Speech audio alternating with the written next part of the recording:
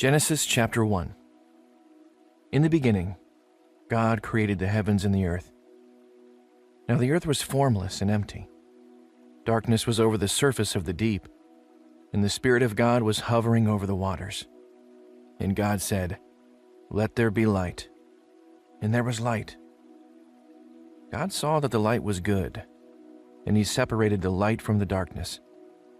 God called the light day, and the darkness He called night. And there was evening, and there was morning, the first day. And God said, "Let there be a vault between the waters that separate water from water." So God made the vault and separated the water under the vault from the water above it. And it was so. God called the vault sky. And there was evening, and there was morning, the second day. And God said, "Let the water under the sky be gathered to one place, and let dry ground appear." And it was so. And God called the dry ground land, and the gathered waters He called seas. And God saw that it was good. Then God said, "Let the land produce vegetation, seed-bearing plants and trees on the land that bear fruit with seed in it, according to their various kinds." And it was so. The land produced vegetation, plants bearing seed according to their kinds, and trees bearing fruit with seed in it, according to their kinds. And God saw that it was good. And there was evening, and there was morning, the third day. And God said, "Let there be lights in the vault of the sky to separate the day from the night, and let them serve as signs to mark sacred times, and days, and years. And let them be lights in the vault of the sky, to give light on the earth." And it was so. God made two great lights, the greater light to govern the day, and the lesser light to govern the night. He also made the stars. God set them in the vault of the sky, to give light on the earth, to govern the day and the night, and to separate light from darkness. And God saw that it was good. And there was evening, and there was morning, the fourth day. And God said, "Let the water teem with living creatures, and let birds fly above the earth across the vault of the sky." So God created the great creatures of the sea, and every living thing with which the water teems, and that moves about in it, according to their kinds, and every winged bird according to its kind. And God saw that it was good.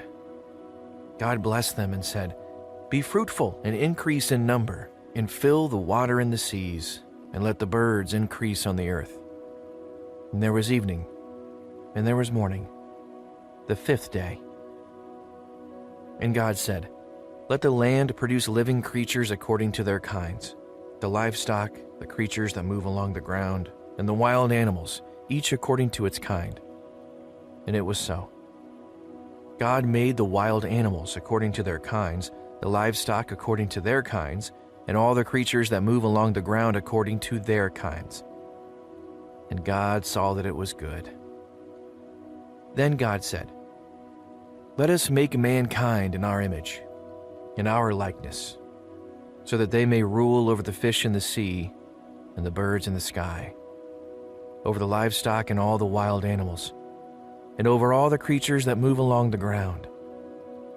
So God created mankind in His own image. In the image of God He created them. Male and female He created them.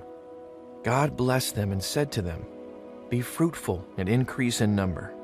Fill the earth and subdue it. Rule over the fish in the sea and the birds in the sky, and over every living creature that moves on the ground." Then God said, "I give you every seed-bearing plant on the face of the whole earth, and every tree that has fruit with seed in it. They will be yours for food. And to all the beasts of the earth and all the birds in the sky and all the creatures that move along the ground, everything that has the breath of life in it, I give every green plant for food." And it was so. God saw all that He had made, and it was very good. And there was evening, and there was morning, the sixth day. Genesis chapter 2. Thus, the heavens and the earth were completed in all their vast array. By the seventh day, God had finished the work he had been doing. So on the seventh day, he rested from all his work. Then God blessed the seventh day and made it holy, because on it he rested from all the work of creating that he had done.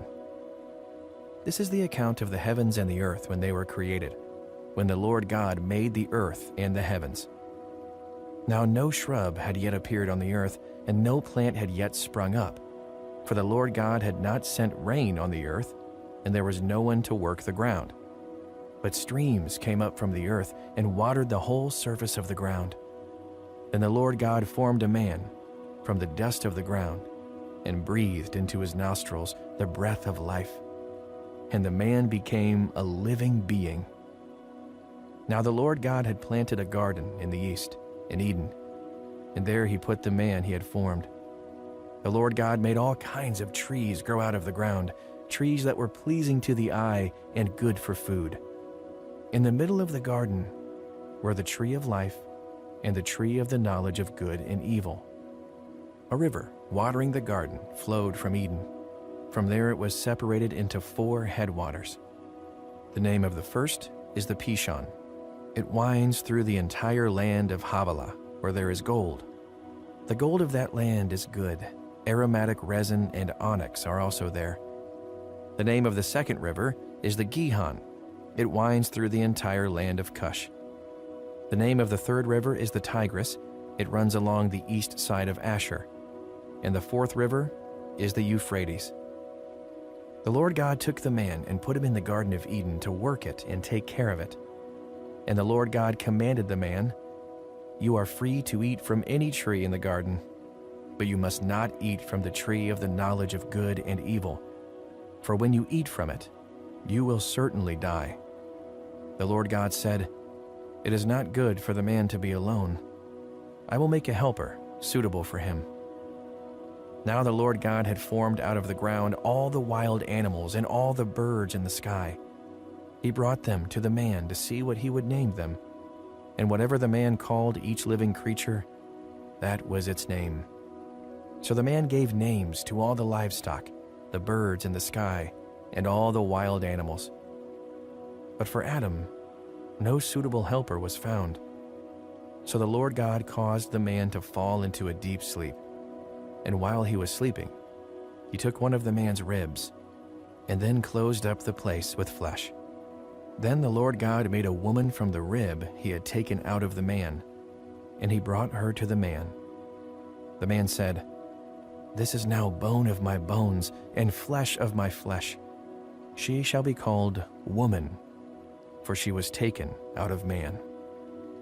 That is why a man leaves his father and mother and is united to his wife, and they become one flesh. Adam and his wife were both naked, and they felt no shame.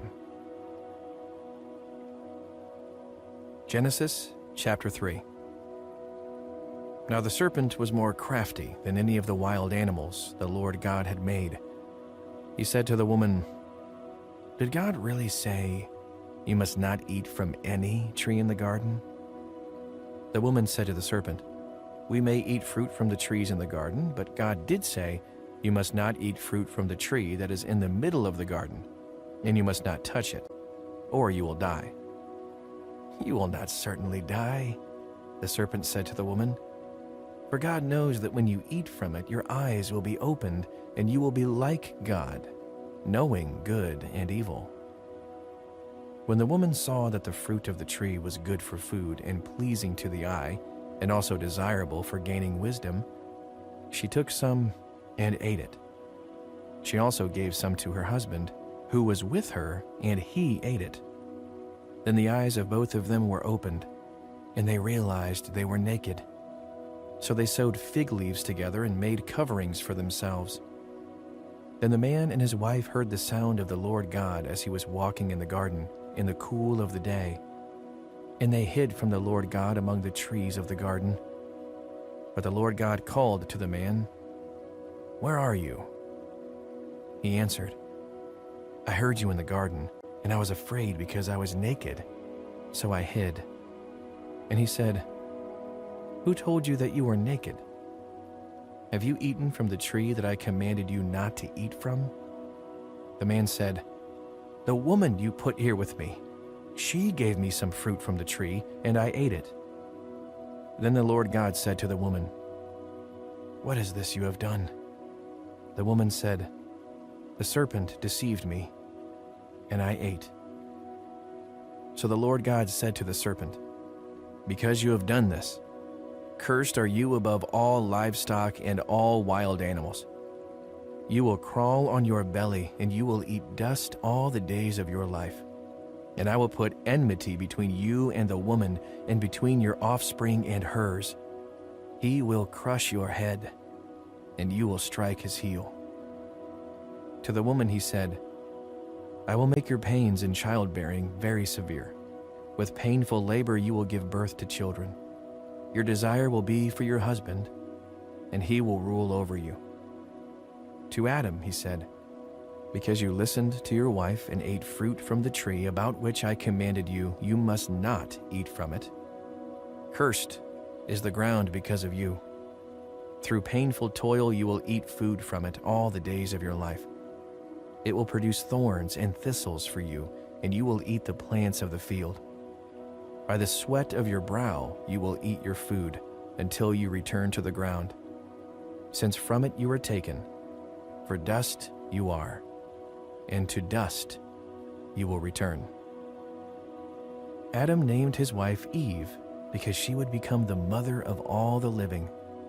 The Lord God made garments of skin for Adam and his wife and clothed them. And the Lord God said, "The man has now become like one of us, knowing good and evil.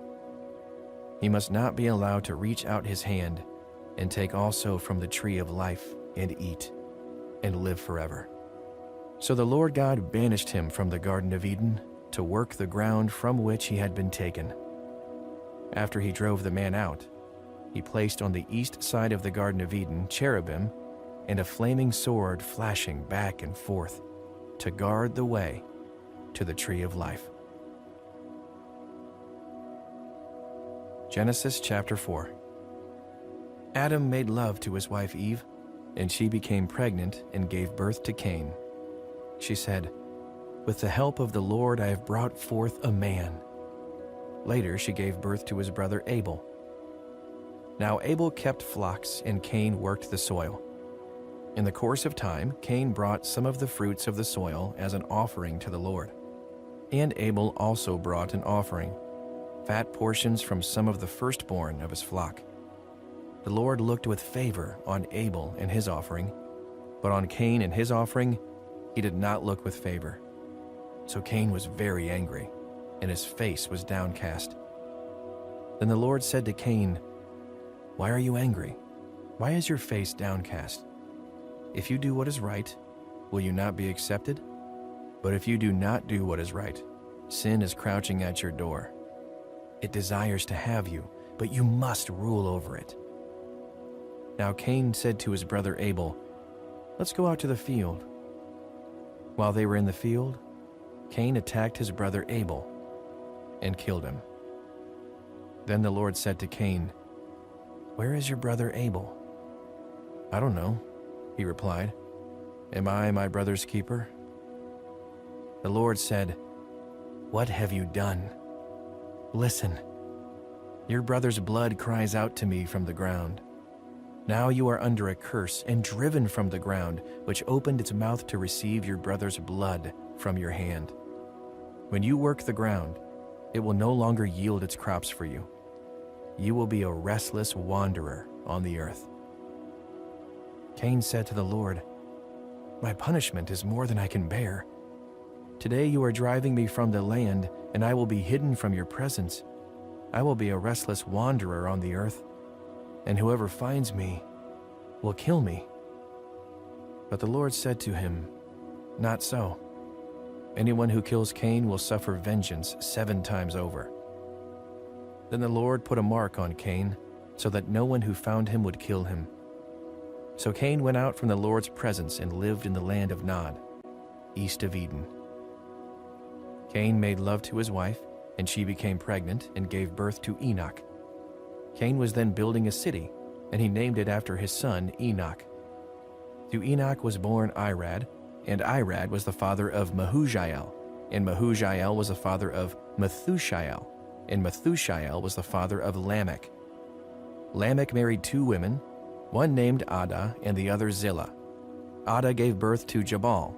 He was the father of those who live in tents and raise livestock. His brother's name was Jubal. He was the father of all who play stringed instruments and pipes. Zillah also had a son, Tubal-Cain, who forged all kinds of tools out of bronze and iron. Tubal-Cain's sister was Naamah. Lamech said to his wives, Ada and Zillah, listen to me. Wives of Lamech, hear my words. I have killed a man for wounding me, a young man for injuring me. If Cain is avenged 7 times, then Lamech 77 times. Adam made love to his wife again, and she gave birth to a son and named him Seth, saying, God has granted me another child in place of Abel, since Cain killed him. Seth also had a son, and he named him Enosh. At that time, people began to call on the name of the Lord. Genesis chapter 5. This is the written account of Adam's family line. When God created mankind, he made them in the likeness of God. He created them male and female and blessed them. And he named them mankind when they were created. When Adam had lived 130 years, he had a son in his own likeness, in his own image, and he named him Seth. After Seth was born, Adam lived 800 years and had other sons and daughters.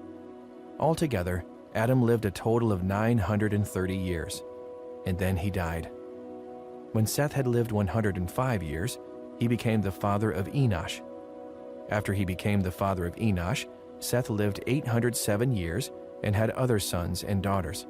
Altogether, Seth lived a total of 912 years, and then he died. When Enosh had lived 90 years, he became the father of Kenan. After he became the father of Kenan, Enosh lived 815 years and had other sons and daughters. Altogether, Enosh lived a total of 905 years, and then he died. When Kenan had lived 70 years, he became the father of Mahalalel. After he became the father of Mahalalel, Kenan lived 840 years and had other sons and daughters. Altogether, Kenan lived a total of 910 years, and then he died. When Mahalalel had lived 65 years, he became the father of Jared. After he became the father of Jared, Mahalalel lived 830 years and had other sons and daughters. Altogether, Mahalalel lived a total of 895 years, and then he died. When Jared had lived 162 years, he became the father of Enoch. After he became the father of Enoch, Jared lived 800 years and had other sons and daughters. Altogether, Jared lived a total of 962 years, and then he died. When Enoch had lived 65 years, he became the father of Methuselah. After he became the father of Methuselah, Enoch walked faithfully with God 300 years and had other sons and daughters. Altogether, Enoch lived a total of 365 years. Enoch walked faithfully with God.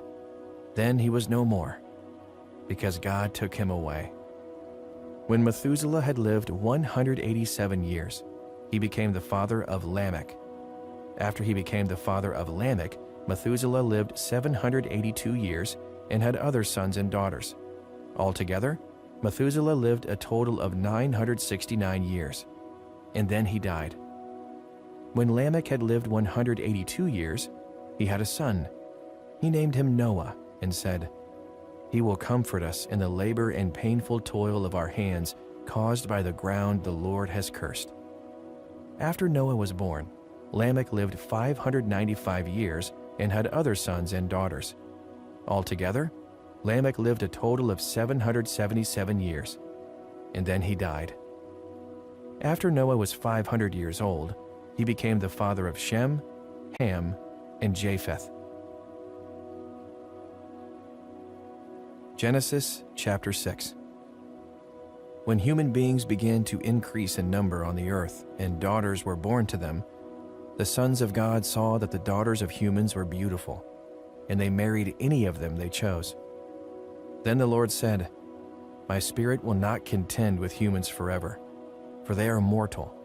Their days will be 120 years." The Nephilim were on the earth in those days, and also afterward, when the sons of God went to the daughters of humans and had children by them.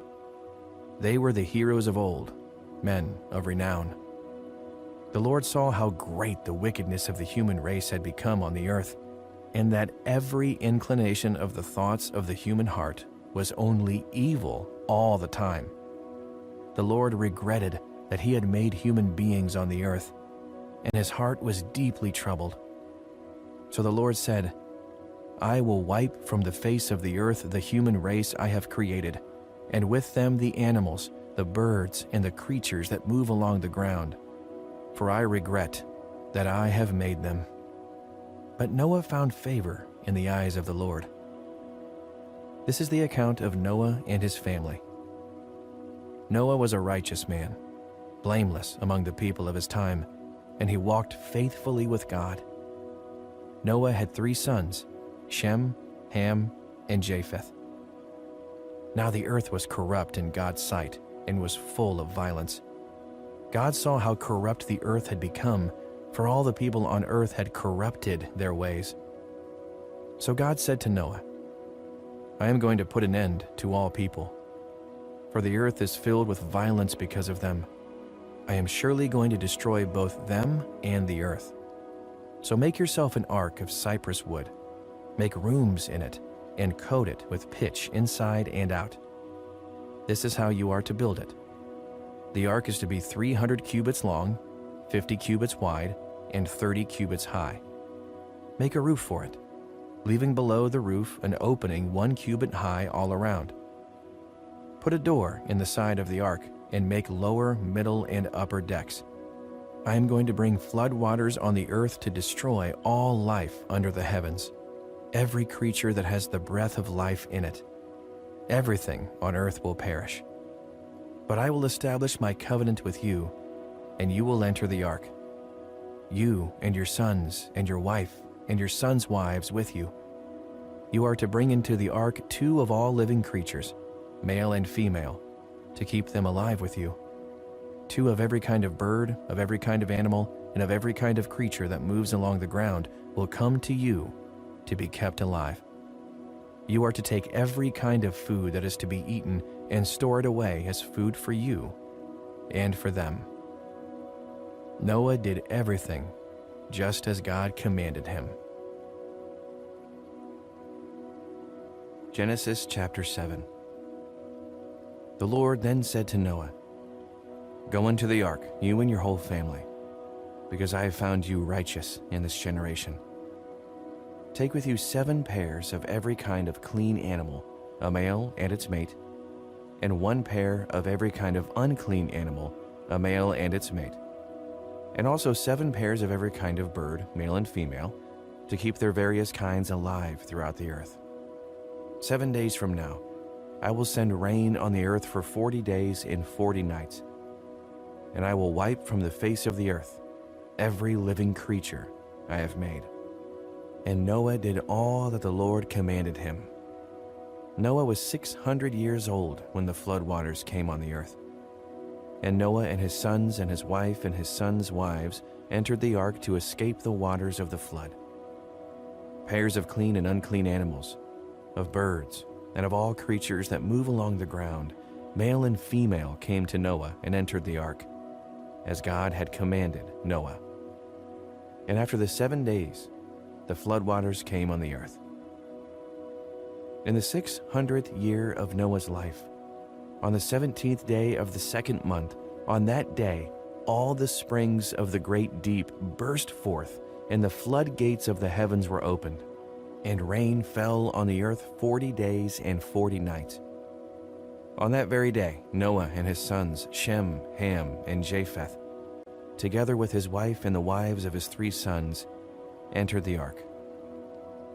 They had with them every wild animal according to its kind, all livestock according to their kinds, every creature that moves along the ground according to its kind, and every bird according to its kind, everything with wings. Pairs of all creatures that have the breath of life in them came to Noah and entered the ark. The animals going in were male and female of every living thing, as God had commanded Noah. Then the Lord shut him in. For 40 days the flood kept coming on the earth, and as the waters increased, they lifted the ark high above the earth. The waters rose and increased greatly on the earth, and the ark floated on the surface of the water.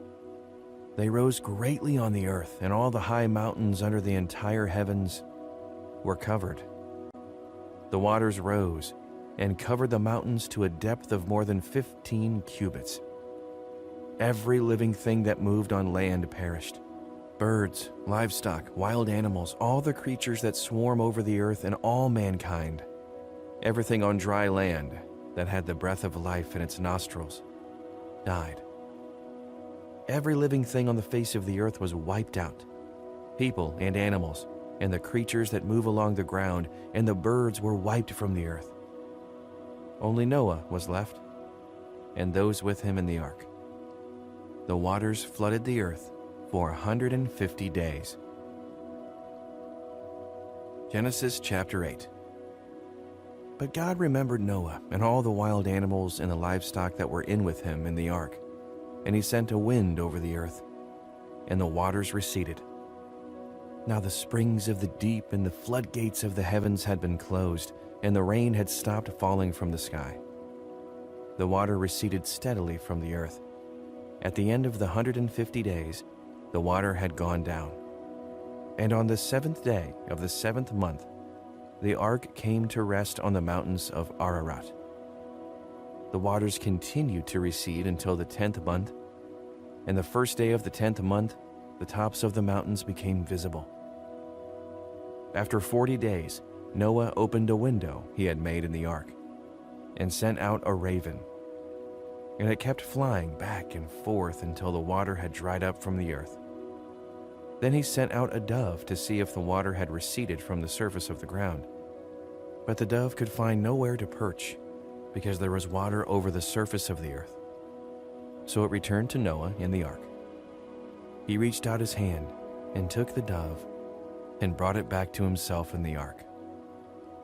He waited 7 more days and again sent out the dove from the ark. When the dove returned to him in the evening, there in its beak was a freshly plucked olive leaf. Then Noah knew that the water had receded from the earth. He waited 7 more days and sent the dove out again. But this time it did not return to him. By the first day of the first month of Noah's 601st year, the water had dried up from the earth. Noah then removed the covering from the ark and saw that the surface of the ground was dry. By the 27th day of the 2nd month, the earth was completely dry. Then God said to Noah, "Come out of the ark, you and your wife and your sons and their wives. Bring out every kind of living creature that is with you, the birds, the animals, and all the creatures that move along the ground, so they can multiply on the earth and be fruitful and increase in number on it." So Noah came out, together with his sons and his wife and his sons' wives. All the animals and all the creatures that move along the ground and all the birds, everything that moves on land, came out of the ark, one kind after another. Then Noah built an altar to the Lord, and, taking some of all the clean animals and clean birds, he sacrificed burnt offerings on it. The Lord smelled the pleasing aroma and said in his heart, "Never again will I curse the ground because of humans, even though every inclination of the human heart is evil from childhood. And never again will I destroy all living creatures, as I have done. As long as the earth endures, seed time and harvest, cold and heat, summer and winter, day and night, will never cease." Genesis chapter 9. Then God blessed Noah and his sons, saying to them, "Be fruitful and increase in number and fill the earth. The fear and dread of you will fall on all the beasts of the earth, and on all the birds in the sky, on every creature that moves along the ground, and on all the fish in the sea. They are given into your hands. Everything that lives and moves about will be food for you, just as I gave you the green plants. I now give you everything. But you must not eat meat that has its lifeblood still in it, and for your lifeblood I will surely demand an accounting. I will demand an accounting from every animal, and from each human being too. I will demand an accounting for the life of another human being. Whoever sheds human blood, by humans shall their blood be shed. For in the image of God has God made mankind. As for you, be fruitful and increase in number. Multiply on the earth and increase upon it." Then God said to Noah and to his sons with him, "I now establish my covenant with you and with your descendants after you, and with every living creature that was with you, the birds, the livestock, and all the wild animals, all those that came out of the ark with you, every living creature on earth. I will establish my covenant with you. Never again will all life be destroyed by the waters of a flood. Never again will there be a flood to destroy the earth." And God said, "This is the sign of the covenant I am making between me and you and every living creature with you, a covenant for all generations to come. I have set my rainbow in the clouds, and it will be the sign of the covenant between me and the earth. Whenever I bring clouds over the earth and the rainbow appears in the clouds, I will remember my covenant between me and you and all living creatures of every kind. Never again will the waters become a flood to destroy all earth. Whenever the rainbow appears in the clouds, I will see it and remember the everlasting covenant between God and all living creatures of every kind on the earth." So God said to Noah, "This is the sign of the covenant I have established between me and all life on the earth." The sons of Noah who came out of the ark were Shem, Ham, and Japheth. Ham was the father of Canaan. These were the three sons of Noah, and from them came the people who were scattered over the whole earth. Noah, a man of the soil, proceeded to plant a vineyard. When he drank some of its wine, he became drunk and lay uncovered inside his tent. Ham, the father of Canaan, saw his father naked and told his two brothers outside. But Shem and Japheth took a garment and laid it across their shoulders. Then they walked in backward and covered their father's naked body. Their faces were turned the other way so that they would not see their father naked. When Noah awoke from his wine and found out what his youngest sons had done to him, he said, "Cursed be Canaan. The lowest of slaves will he be to his brothers." He also said, "Praise be to the Lord, the God of Shem. May Canaan be the slave of Shem. May God extend Japheth's territory. May Japheth live in the tents of Shem, and may Canaan be the slave of Japheth." After the flood, Noah lived 350 years. Noah lived a total of 950 years, and then he died. Genesis chapter 10. This is the account of Shem, Ham, and Japheth, Noah's sons, who themselves had sons after the flood. The sons of Japheth: Gomer, Magog, Madai, Javan, Tubal, Meshech, and Tiras. The sons of Gomer: Ashkenaz, Riphath, and Togarmah. The sons of Javan: Elisha, Tarshish, the Kittites, and the Rodanites. From these the maritime peoples spread out into their territories by their clans within their nations, each with its own language. The sons of Ham: Cush, Egypt, Put, and Canaan. The sons of Cush: Seba, Havilah, Sabta, Ramah, and Sabtika. The sons of Ramah: Sheba and Dedan.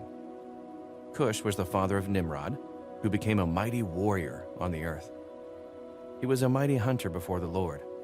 That is why it is said, like Nimrod, a mighty hunter before the Lord. The first centers of his kingdom were Babylon, Uruk, Akkad, and Calneh in Shinar. From that land he went to Assyria, where he built Nineveh, Rehoboth-ir, Calah, and Resen, which is between Nineveh and Calah, which is the great city. Egypt was the father of the Ludites, Anamites, Lehabites, Naphtuhites, Pathrusites, Caslahites, from whom the Philistines came, and Caphtorites. Canaan was the father of Sidon, his firstborn, and of the Hittites, Jebusites, Amorites, Girgashites, Hivites, Archites, Sinites, Arvadites, Zemarites, and Hamathites.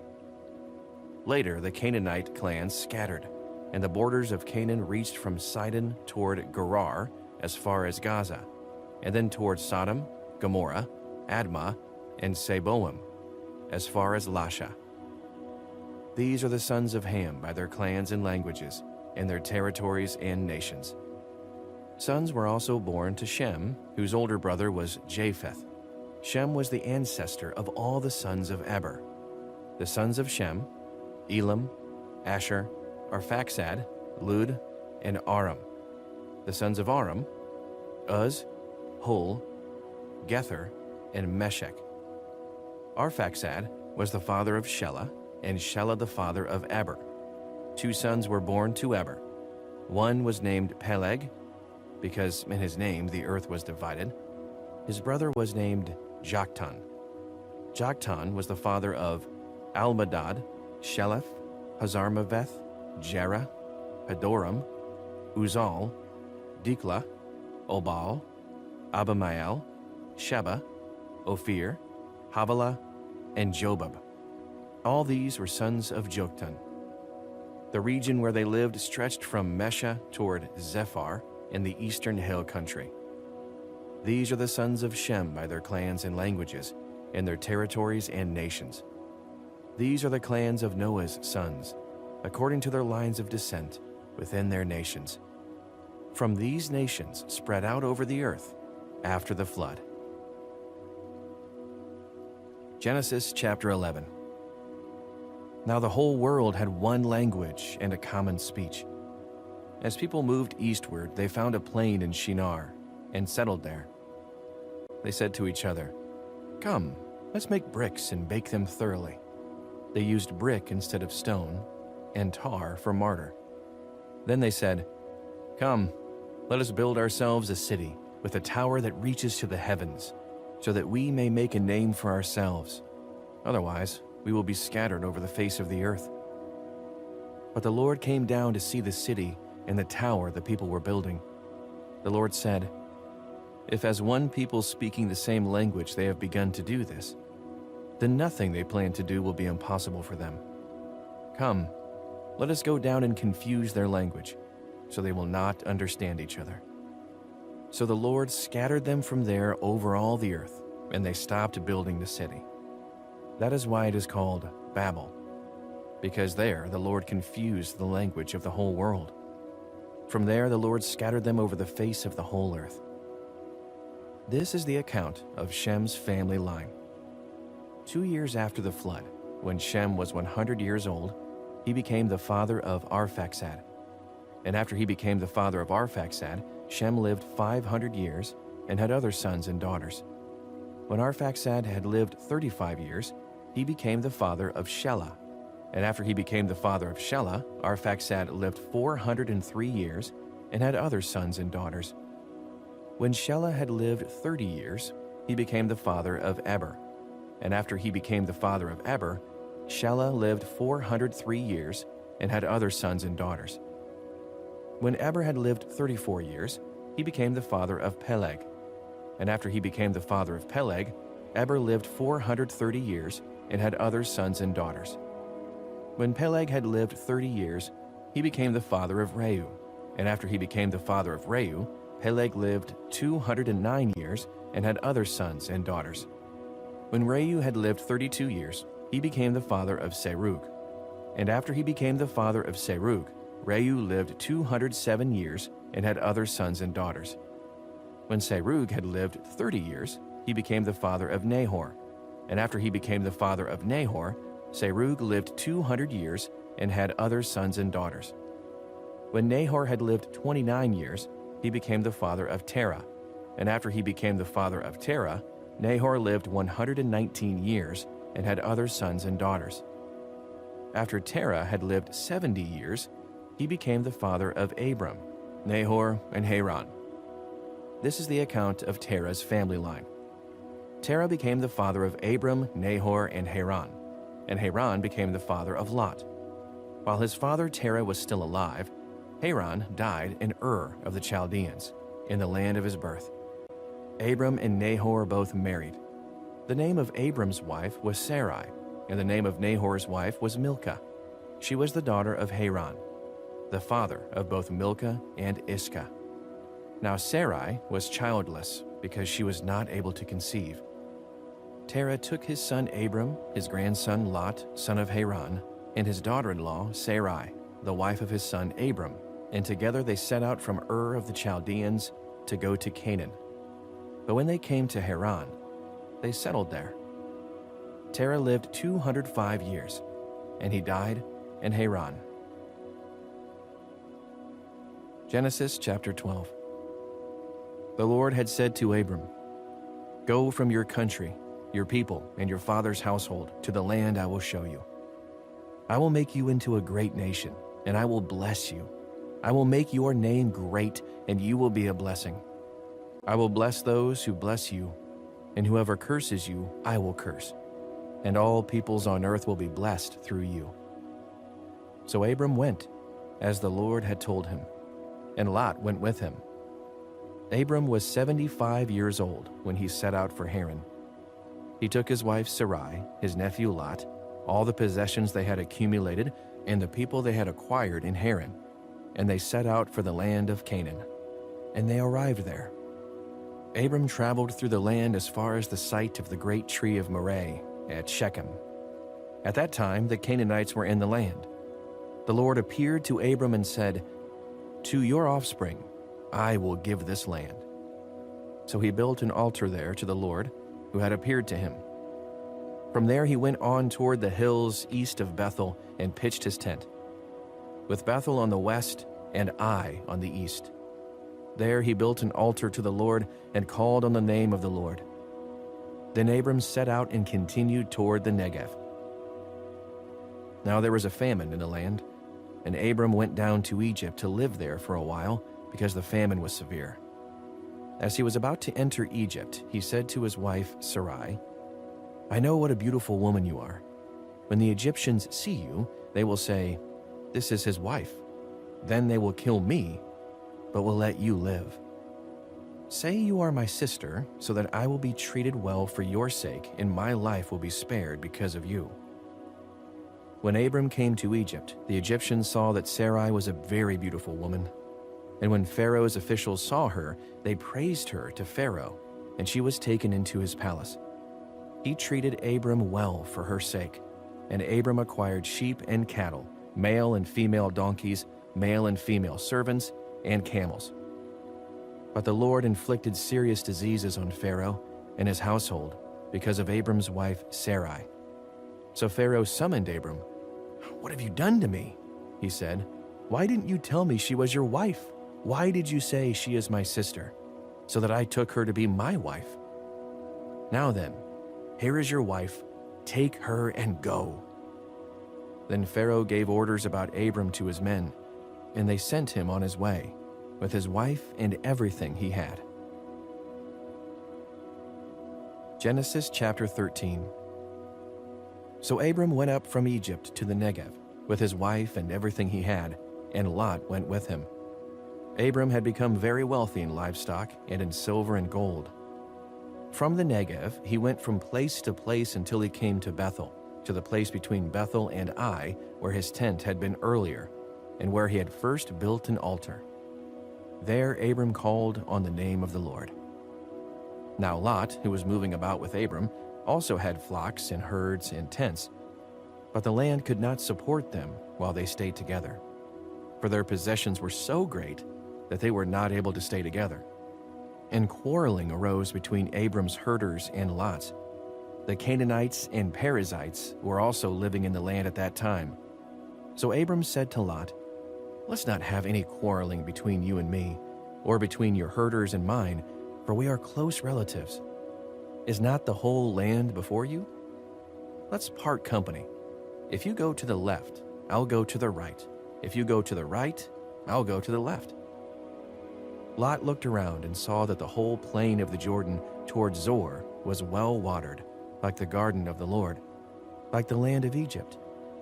This was before the Lord destroyed Sodom and Gomorrah. So Lot chose for himself the whole plain of the Jordan and set out toward the east. The two men parted company. Abram lived in the land of Canaan, while Lot lived among the cities of the plain and pitched his tents near Sodom. Now the people of Sodom were wicked and were sinning greatly against the Lord. The Lord said to Abram after Lot had parted from him, "Look around from where you are, to the north and south, to the east and west. All the land that you see I will give to you and your offspring forever. I will make your offspring like the dust of the earth, so that if anyone could count the dust, then your offspring could be counted. Go, walk through the length and breadth of the land, for I am giving it to you." So Abram went to live near the great trees of Mamre at Hebron, where he pitched his tents. There he built an altar to the Lord. Genesis chapter 14. At the time when Amraphel was king of Shinar, Arioch king of Elasar, Kedorlaomer king of Elam, and Tidal king of Goyim, these kings went to war against Berah king of Sodom, Birsha king of Gomorrah, Shinab king of Admah, Shemaber king of Zeboim, and the king of Bela, that is, Zoar. All these latter kings joined forces in the valley of Siddim, that is, the Dead Sea Valley. For 12 years they had been subject to Kedorlaomer, but in the 13th year they rebelled. In the 14th year, Kedorlaomer and the kings allied with him went out and defeated the Rephaites in Ashtaroth Karnaim, the Zuzites in Ham, the Emites in Sheveh Kiriathaim, and the Horites in the hill country of Seir, as far as El Paran near the desert. Then they turned back and went to En Mishpat, that is Kadesh, and they conquered the whole territory of the Amalekites, as well as the Amorites who were living in Hazazon Tamar. Then the king of Sodom, the king of Gomorrah, the king of Admah, the king of Zeboim, and the king of Bela, that is Zoar, marched out and drew up their battle lines in the valley of Siddim against Kedorlaomer, king of Elam, Tidal, king of Goyim, Amraphel, king of Shinar, and Arioch, king of Elasar. 4 kings against 5. Now the valley of Siddim was full of tar pits, and when the kings of Sodom and Gomorrah fled, some of the men fell into them, and the rest fled to the hills. The 4 kings seized all the goods of Sodom and Gomorrah and all their food. Then they went away. They also carried off Abram's nephew Lot and his possessions, since he was living in Sodom.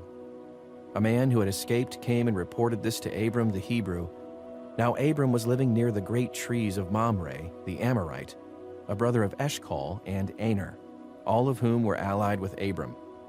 When Abram heard that his relative had been taken captive, he called out the 318 trained men born in his household and went in pursuit as far as Dan.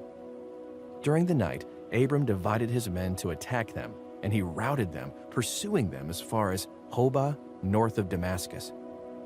He recovered all the goods and brought back his relative Lot and his possessions, together with the women and the other people. After Abram returned from defeating Kedorlaomer and the kings allied with him, the king of Sodom came out to meet him in the valley of Sheveh, that is, the king's valley. Then Melchizedek, king of Salem, brought out bread and wine. He was priest of God Most High, and he blessed Abram, saying, "Blessed be Abram by God Most High, creator of heaven and earth, and praise be to God Most High, who delivered your enemies into your hand." Then Abram gave him 1/10 of everything. The king of Sodom said to Abram, Give me the people and keep the goods for yourself." But Abram said to the king of Sodom, "With raised hand, I have sworn an oath to the Lord God Most High, creator of heaven and earth, that I will accept nothing belonging to you, not even a thread or the strap of a sandal, so that you will never be able to say, 'I made Abram rich.' I will accept nothing but what my men have eaten, and let the share that belongs to the men who went with me, to Aner, Ishkal, and Mamre. Let them have their share." Genesis 15. After this, the word of the Lord came to Abram in a vision. "Do not be afraid, Abram. I am your shield, your very great reward." But Abram said, "Sovereign Lord, what can you give me since I remain childless, and the one who will inherit my estate is Eliezer of Damascus?" And Abram said, "You have given me no children, so a servant in my household will be my heir." Then the word of the Lord came to him, "This man will not be your heir, but a son, who is your own flesh and blood, will be your heir." He took him outside and said, "Look up at the sky and count the stars, if indeed you can count them." Then he said to him, "So shall your offspring be." Abram believed the Lord, and he credited it to him as righteousness.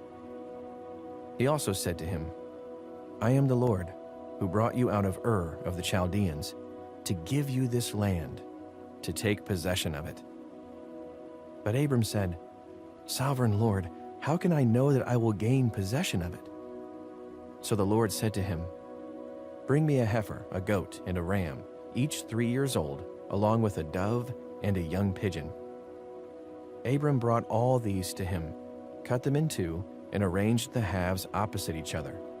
The birds, however, he did not cut in half. Then birds of prey came down on the carcasses, but Abram drove them away. As the sun was setting, Abram fell into a deep sleep, and a thick and dreadful darkness came over him. Then the Lord said to him, "Know for certain that for 400 years your descendants will be strangers in a country not their own, and that they will be enslaved and mistreated there. But I will punish the nation they serve as slaves, and afterward they will come out with great possessions. You, however, will go to your ancestors in peace and be buried at a good old age. In the 4th generation your descendants will come back here, for the sin of the Amorites has not yet reached its full measure."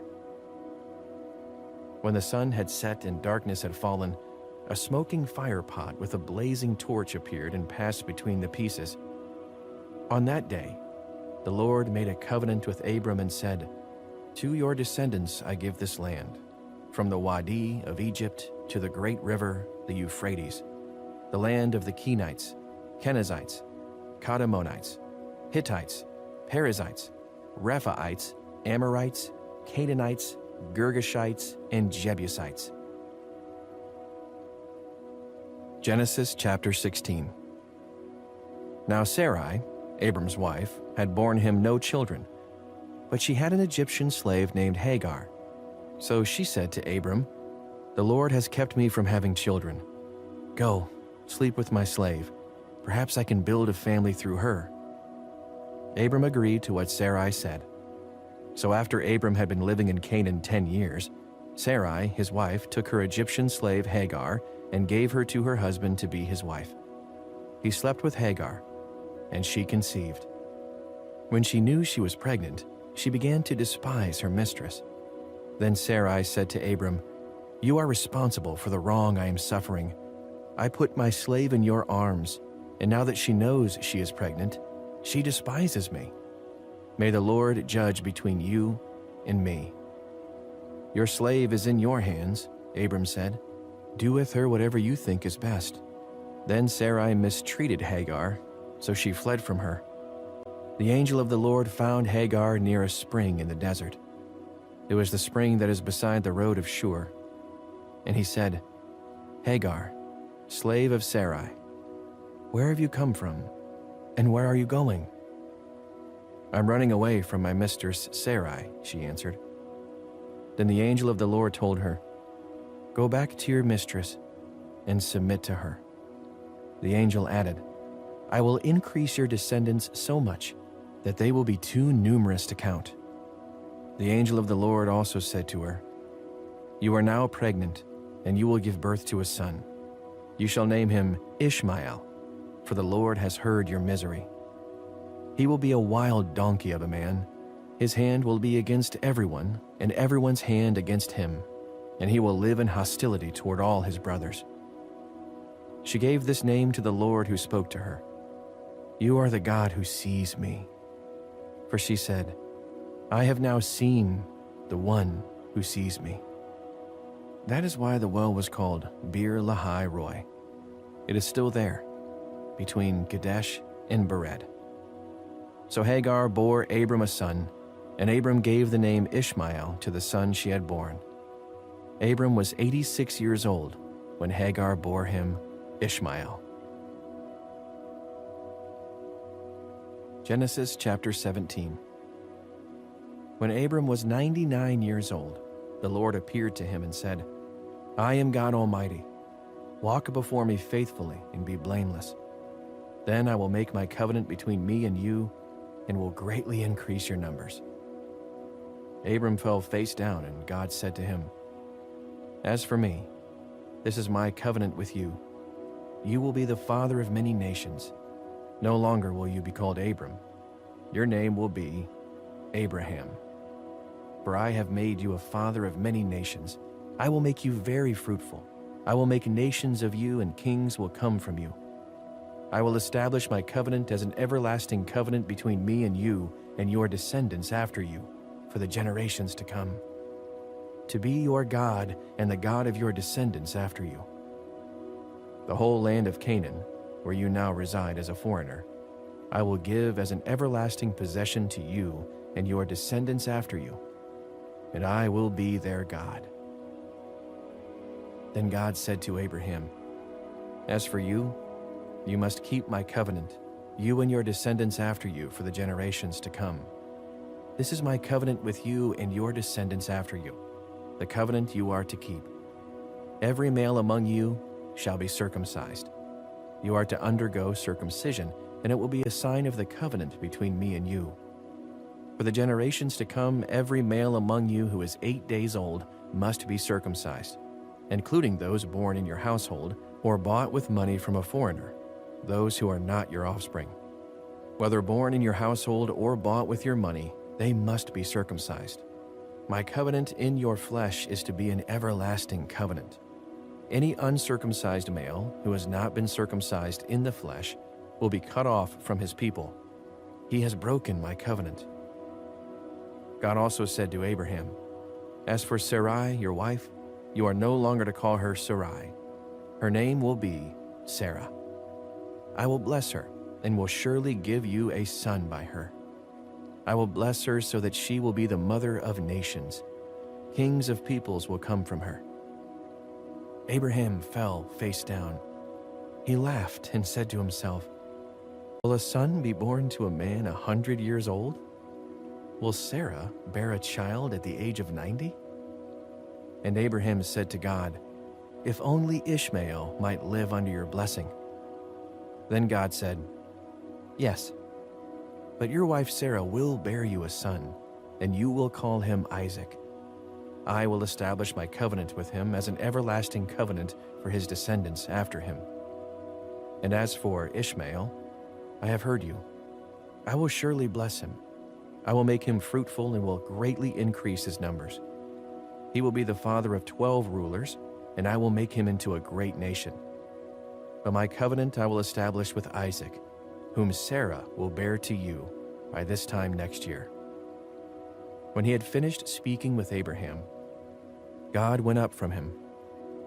On that very day, Abraham took his son Ishmael and all those born in his household or bought with his money, every male in his household, and circumcised them, as God told him.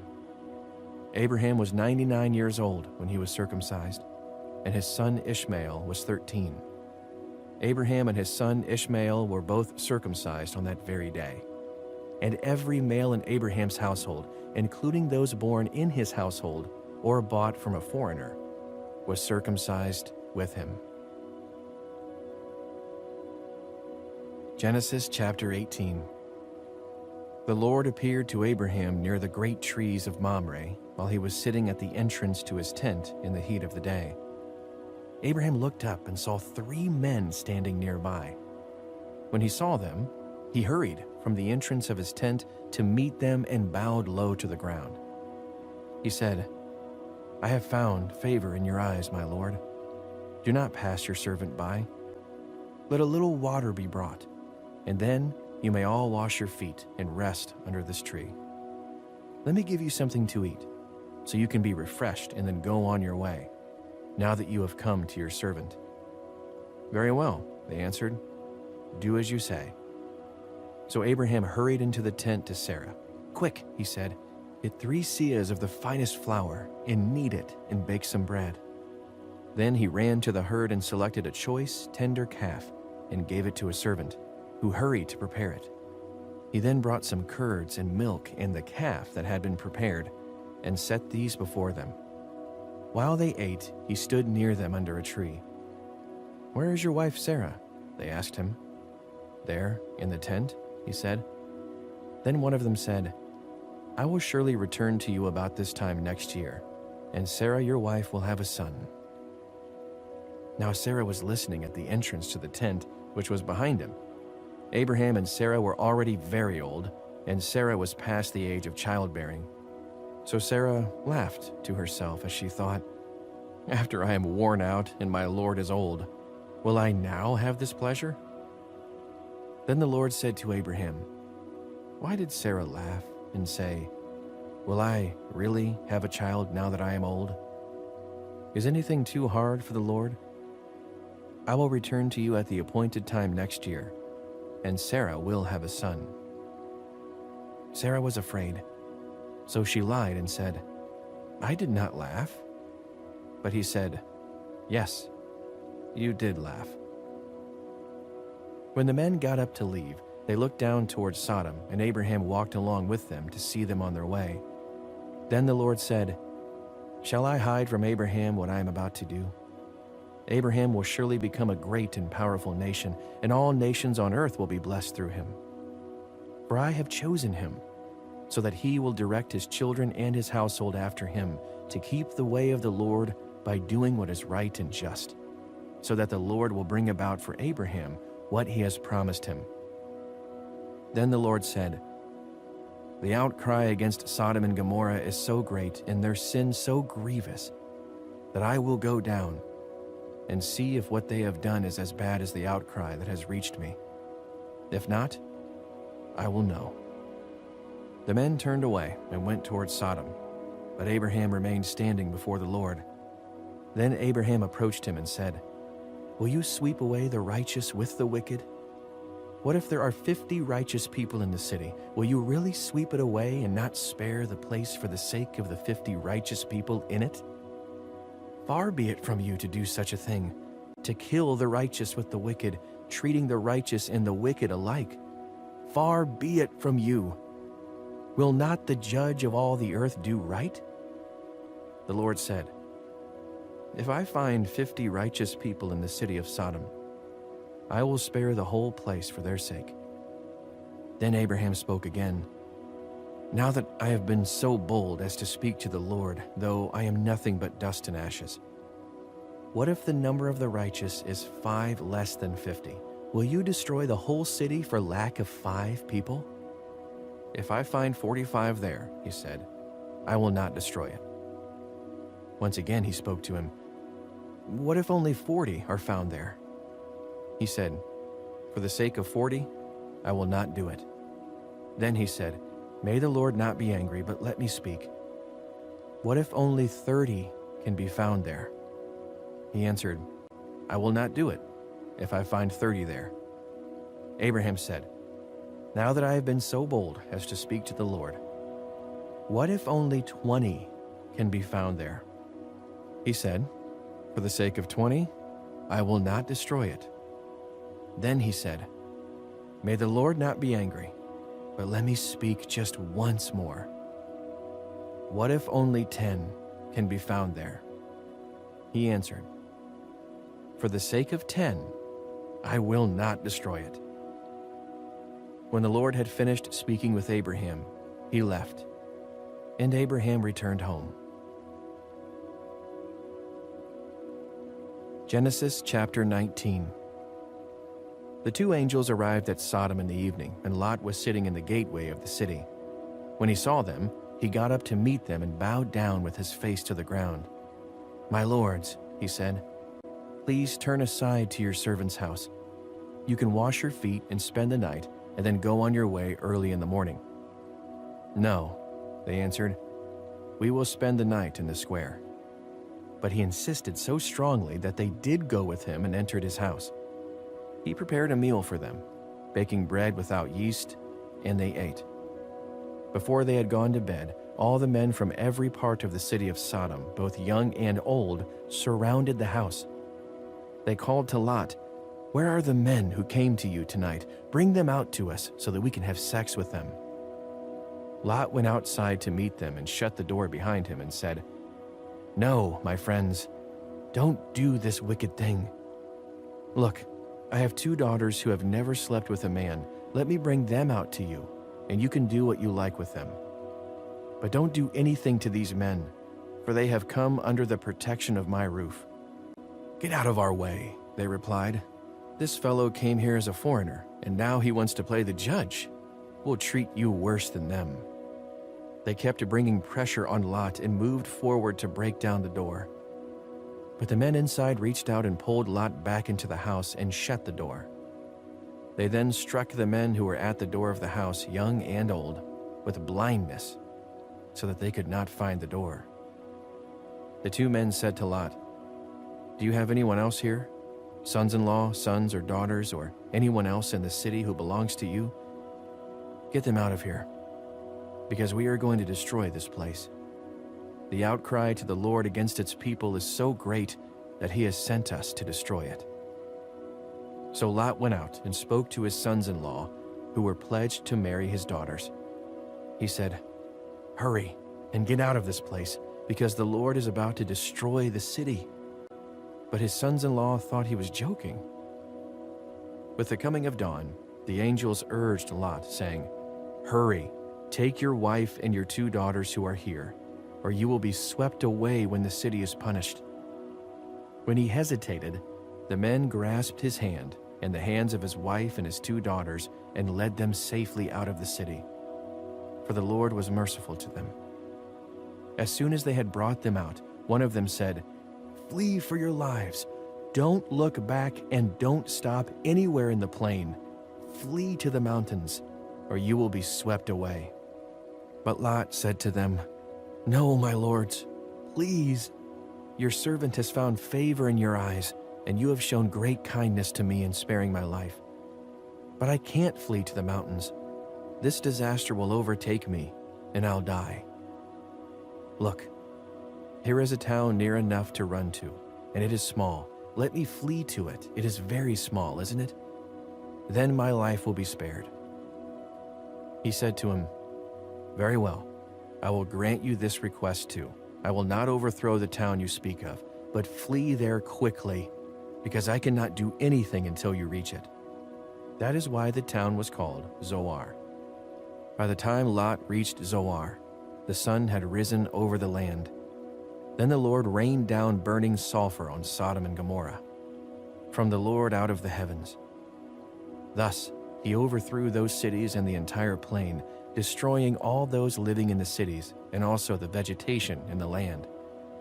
But Lot's wife looked back, and she became a pillar of salt. Early the next morning, Abraham got up and returned to the place where he had stood before the Lord. He looked down toward Sodom and Gomorrah, toward all the land of the plain, and he saw dense smoke rising from the land, like smoke from a furnace. So when God destroyed the cities of the plain, he remembered Abraham, and he brought Lot out of the catastrophe that overthrew the cities where Lot had lived. Lot and his 2 daughters left Zoar and settled in the mountains, for he was afraid to stay in Zoar. He and his 2 daughters lived in a cave. One day the older daughter said to the younger, "Our father is old, and there is no man around here to give us children, as is the custom all over the earth. Let's get our father to drink wine and then sleep with him and preserve our family line through our father." That night they got their father to drink wine, and the older daughter went in and slept with him. He was not aware of it when she lay down or when she got up. The next day the older daughter said to the younger, "Last night I slept with my father. Let's get him to drink wine again tonight, and you go in and sleep with him so we can preserve our family line through our father." So they got their father to drink wine that night also, and the younger daughter went in and slept with him. Again, he was not aware of it when she lay down or when she got up. So both of Lot's daughters became pregnant by their father. The older daughter had a son, and she named him Moab. He is the father of the Moabites of today. The younger daughter also had a son, and she named him Ben-ammi. He is the father of the Ammonites of today. Genesis chapter 20. Now Abraham moved on from there into the region of the Negev and lived between Kadesh and Shur. For a while he stayed in Gerar, and there Abraham said of his wife Sarah, "She is my sister." Then Abimelech, king of Gerar, sent for Sarah and took her. But God came to Abimelech in a dream one night and said to him, "You are as good as dead because of the woman you have taken. She is a married woman." Now Abimelech had not gone near her, so he said, "Lord, will you destroy an innocent nation? Did he not say to me, 'She is my sister,' and didn't she also say, 'He is my brother'? I have done this with a clear conscience and clean hands." Then God said to him in the dream, "Yes, I know you did this with a clear conscience, and so I have kept you from sinning against me. That is why I did not let you touch her. Now return the man's wife, for he is a prophet, and he will pray for you, and you will live. But if you do not return her, you may be sure that you and all who belong to you will die." Early the next morning, Abimelech summoned all his officials, and when he told them all that had happened, they were very much afraid.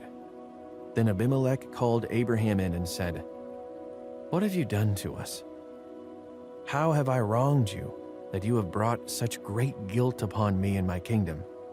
You have done things to me that should never be done." And Abimelech asked Abraham, "What was your reason for doing this?" Abraham replied, "I said to myself, 'There is surely no fear of God in this place, and they will kill me because of my wife. Besides, she really is my sister, the daughter of my father, though not of my mother, and she became my wife.' And when God had me wander from my father's household, I said to her, 'This is how you can show your love to me. Everywhere we go, say of me, he is my brother.' Then Abimelech brought sheep and cattle and male and female slaves and gave them to Abraham, and he returned Sarah, his wife, to him. And Abimelech said, 'My land is before you. Live wherever you like.' To Sarah he said, 'I am giving your brother 1,000 shekels of silver. This is to cover the offense against you before all who are with you. You are completely vindicated.' Then Abraham prayed to God, and God healed Abimelech, his wife, and his female slaves so they could have children again. For the Lord had kept all the women in Abimelech's household from conceiving because of Abraham's wife Sarah." Genesis chapter 21. Now the Lord was gracious to Sarah, as he had said, and the Lord did for Sarah what he had promised. Sarah became pregnant and bore a son to Abraham in his old age, at the very time God had promised him. Abraham gave the name Isaac to the son Sarah bore him. When his son Isaac was 8 days old, Abraham circumcised him, as God commanded him. Abraham was 100 years old when his son Isaac was born to him. Sarah said, "God has brought me laughter, and everyone who hears about this will laugh with me." And she added, "Who would have said to Abraham that Sarah would nurse children? Yet I have borne him a son in his old age." The child grew and was weaned, and on the day Isaac was weaned, Abraham held a great feast. But Sarah saw that the son whom Hagar, the Egyptian, had borne to Abraham was mocking. And she said to Abraham, "Get rid of that slave woman and her son, for that woman's son will never share in the inheritance with my son Isaac." The matter distressed Abraham greatly, because it concerned his son. Do not be so distressed about the boy and your slave woman. Listen to whatever Sarah tells you, because it is through Isaac that your offspring will be reckoned. I will make the son of the slave into a nation also, because he is your offspring. Early the next morning, Abraham took some food and a skin of water and gave them to Hagar. He set them on her shoulders and then sent her off with the boy. She went on her way and wandered in the desert of Beersheba. When the water in the skin was gone, she put the boy under one of the bushes. Then she went off and sat down about a bow shot away, for she thought, "I cannot watch the boy die." And as she sat there, she began to sob. God heard the boy crying, and the angel of God called to Hagar from heaven and said to her, "What is the matter, Hagar? Do not be afraid. God has heard the boy crying as he lies there. Lift the boy up and take him by the hand, for I will make him into a great nation." Then God opened her eyes, and she saw a well of water. So she went and filled the skin with water and gave the boy a drink. God was with the boy as he grew up. He lived in the desert and became an archer. While he was living in the desert of Paran, his mother got a wife for him from Egypt. At that time, Abimelech and Phicol, the commander of his forces, said to Abraham, "God is with you in everything you do. Now swear to me here before God that you will not deal falsely with me or my children or my descendants. Show to me and the country where you now reside as a foreigner the same kindness I have shown to you." Abraham said, "I swear it." Then Abraham complained to Abimelech about a well of water that Abimelech's servants had seized. But Abimelech said, "I don't know who has done this. You did not tell me, and I heard about it only today." So Abraham brought sheep and cattle and gave them to Abimelech, and the two men made a treaty. Abraham set apart 7 ewe lambs from the flock, and Abimelech asked Abraham, "What is the meaning of these 7 ewe lambs you have set apart by themselves?" He replied, "Accept these 7 lambs from my hand as a witness that I dug this well." So that place was called Beersheba, because the two men swore an oath there. After the treaty had been made at Beersheba, Abimelech and Phicol, the commander of his forces, returned to the land of the Philistines. Abraham planted a tamarisk tree in Beersheba, and there he called on the name of the Lord, the eternal God. And Abraham stayed in the land of the Philistines for a long time. Genesis chapter 22. Sometime later, God tested Abraham. He said to him, "Abraham." "Here I am," he replied. Then God said, "Take your son, your only son, whom you love, Isaac, and go to the region of Moriah. Sacrifice him there as a burnt offering on a mountain I will show you." Early the next morning, Abraham got up and loaded his donkey. He took with him 2 of his servants and his son Isaac. When he had cut enough wood for the burnt offering, he set out for the place God had told him about. On the 3rd day, Abraham looked up and saw the place in the distance. He said to his servants, "Stay here with the donkey, while I and the boy go over there. We will worship, and then we will come back to you." Abraham took the wood for the burnt offering and placed it on his son Isaac, and he himself carried the fire and the knife. As the 2 of them went on together, Isaac spoke up and said to his father Abraham, "Father?" "Yes, my son," Abraham replied. "The fire and wood are here," Isaac said, "but where is the lamb for the burnt offering?" Abraham answered, "God himself will provide the lamb for the burnt offering, my son." When they reached the place God had told him about, Abraham built an altar there and arranged the wood on it. He bound his son Isaac and laid him on the altar, on top of the wood. Then he reached out his hand and took the knife to slay his son. But the angel of the Lord called out to him from heaven, "Abraham, Abraham." "Here I am," he replied. "Do not lay a hand on the boy," he said. "Do not do anything to him. Now I know that you fear God, because you have not withheld from me your son, your only son." Abraham looked up, and there in a thicket he saw a ram, caught by its horns.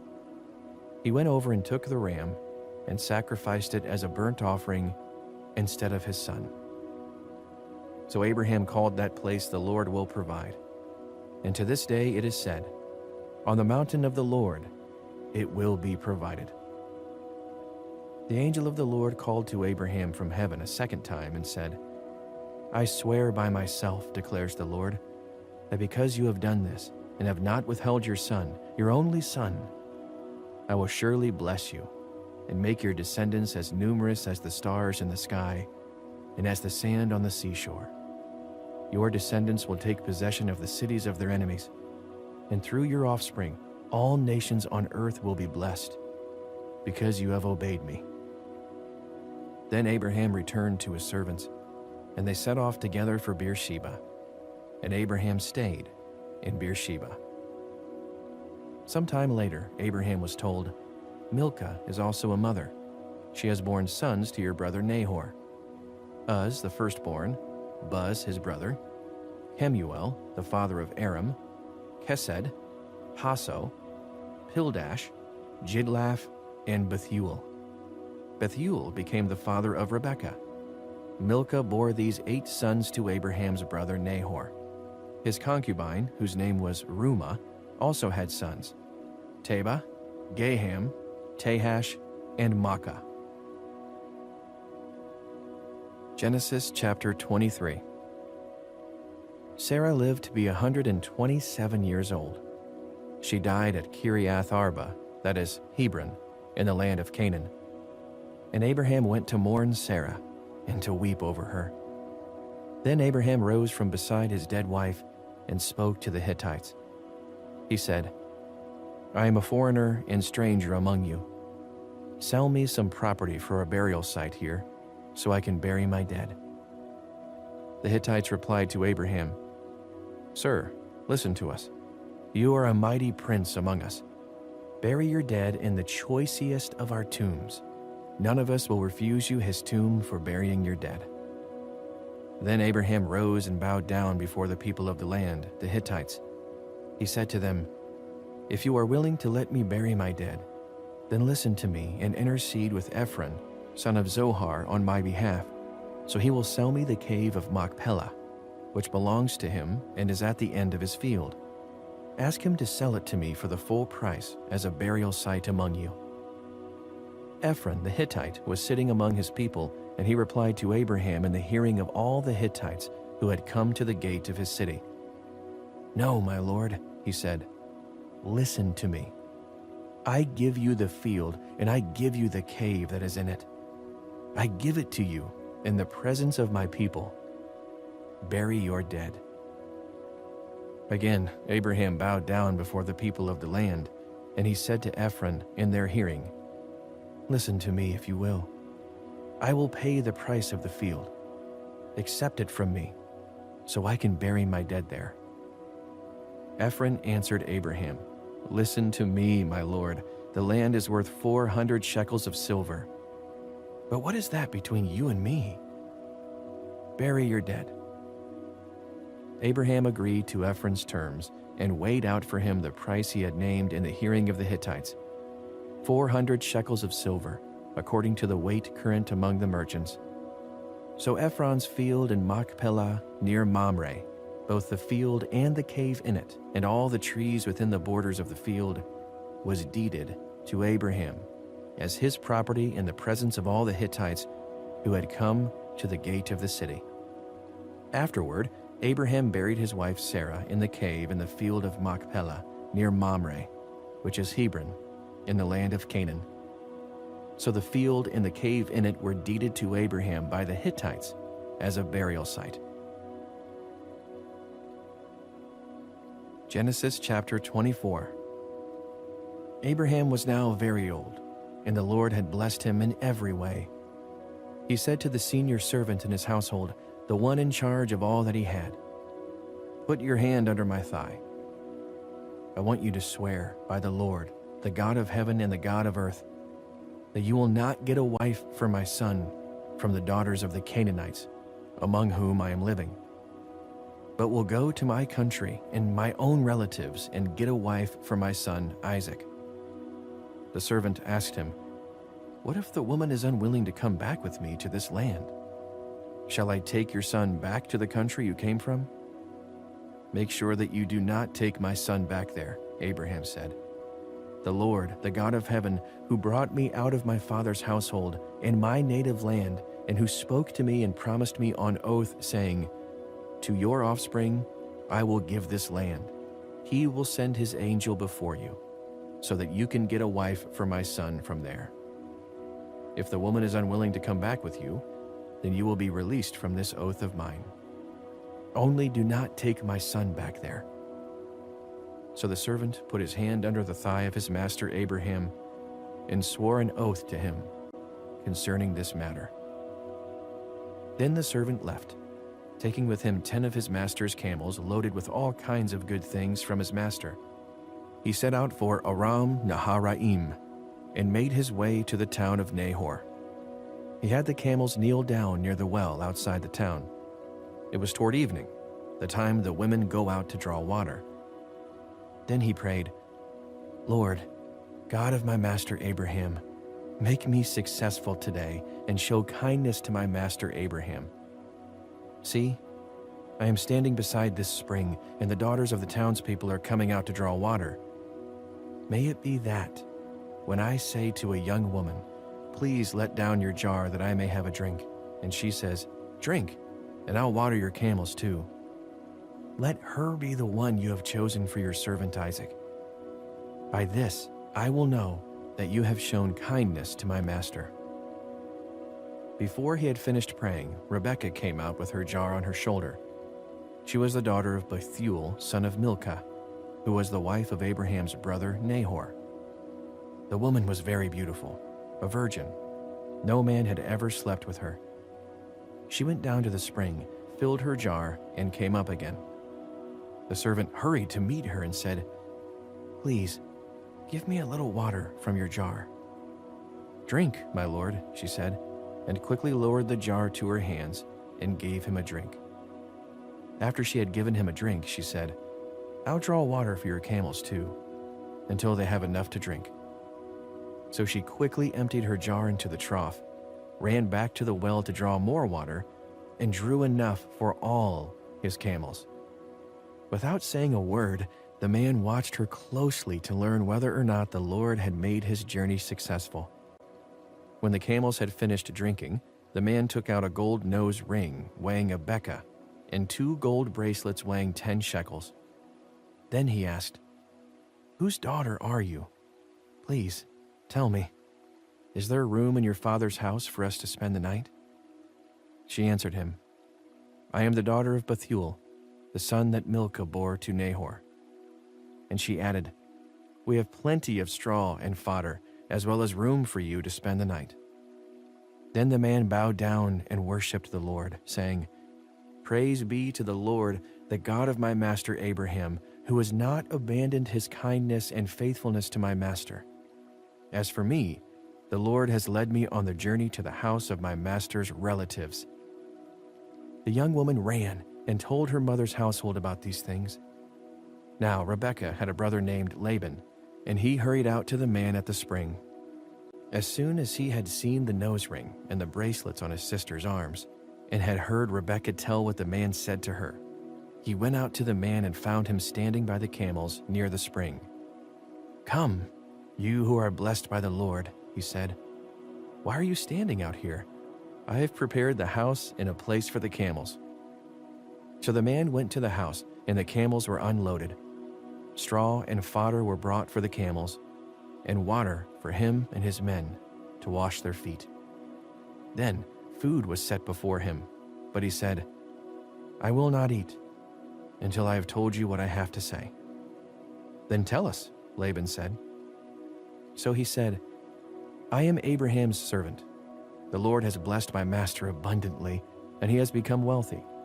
He has given him sheep and cattle, silver and gold, male and female servants, and camels and donkeys.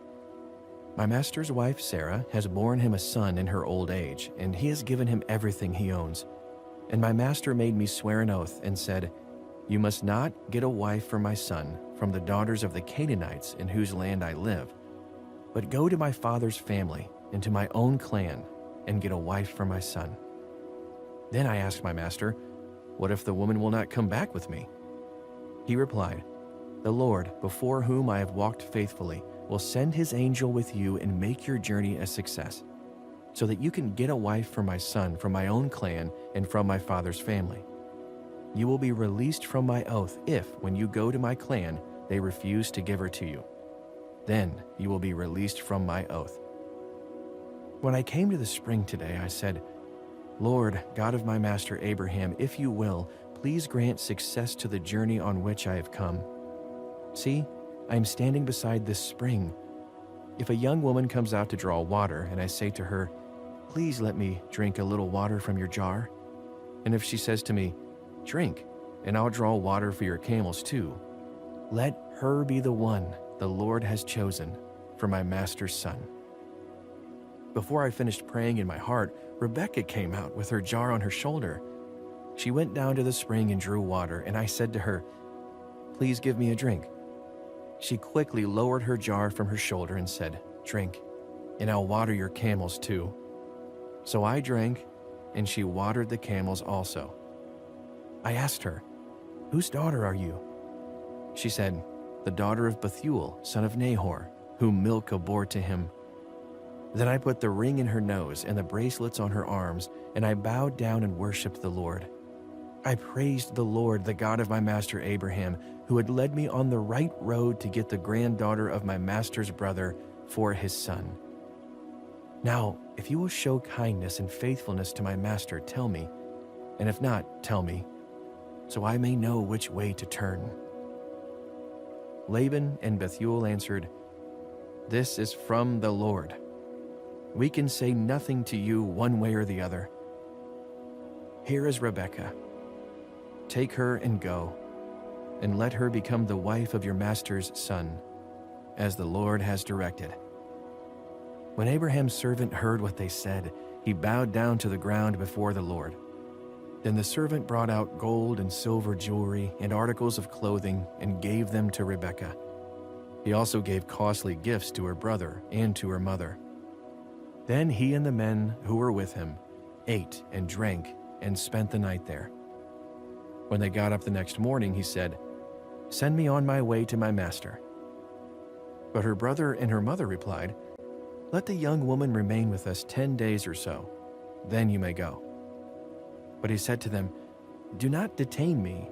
Now that the Lord has granted success to my journey, send me on my way, so I may go to my master." Then they said, "Let's call the young woman and ask her about it."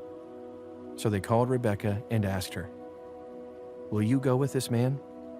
"I will go," she said.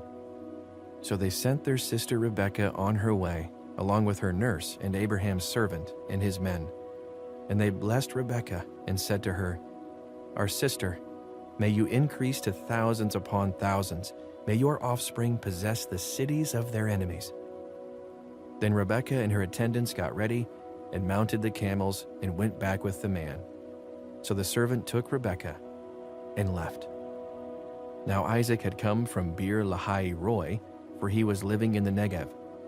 He went out to the field one evening to meditate, and as he looked up, he saw camels approaching.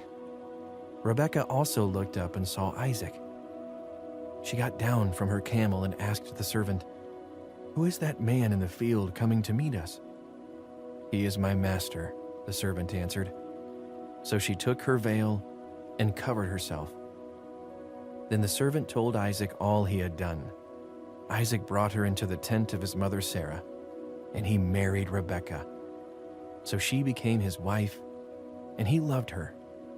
And Isaac was comforted after his mother's death. Genesis chapter 25. Abraham had taken another wife, whose name was Keturah. She bore him Zimran, Jokshan, Medan, Midian, Ishbak, and Shua. Jokshan was the father of Sheba and Dedan. The descendants of Dedan were the Asherites, the Letushites, and the Leumites. The sons of Midian were Ephah, Epher, Hanok, Abida, and Eldah. All these were descendants of Keturah. Abraham left everything he owned to Isaac. But while he was still living, he gave gifts to the sons of his concubines and sent them away from his son Isaac to the land of the east. Abraham lived 175 years. Then Abraham breathed his last and died at a good old age, an old man and full of years. And he was gathered to his people. His sons Isaac and Ishmael buried him in the cave of Machpelah near Mamre, in the field of Ephron, son of Nahor the Hittite, the field Abraham had bought from the Hittites. There, Abraham was buried with his wife Sarah. After Abraham's death, God blessed his son Isaac, who then lived near Beer Lahai Roi. This is the account of the family line of Abraham's son Ishmael, whom Sarah's slave, Hagar the Egyptian, bore to Abraham. These are the names of the sons of Ishmael, listed in the order of their birth. Nebaioth, the firstborn of Ishmael, Kedar, Adbeel, Mibsam, Mishma, Duma, Massa, Hadad, Tema, Jetur, Naphish, and Kedemah. These were the sons of Ishmael, and these are the names of the 12 tribal rulers according to their settlements and camps.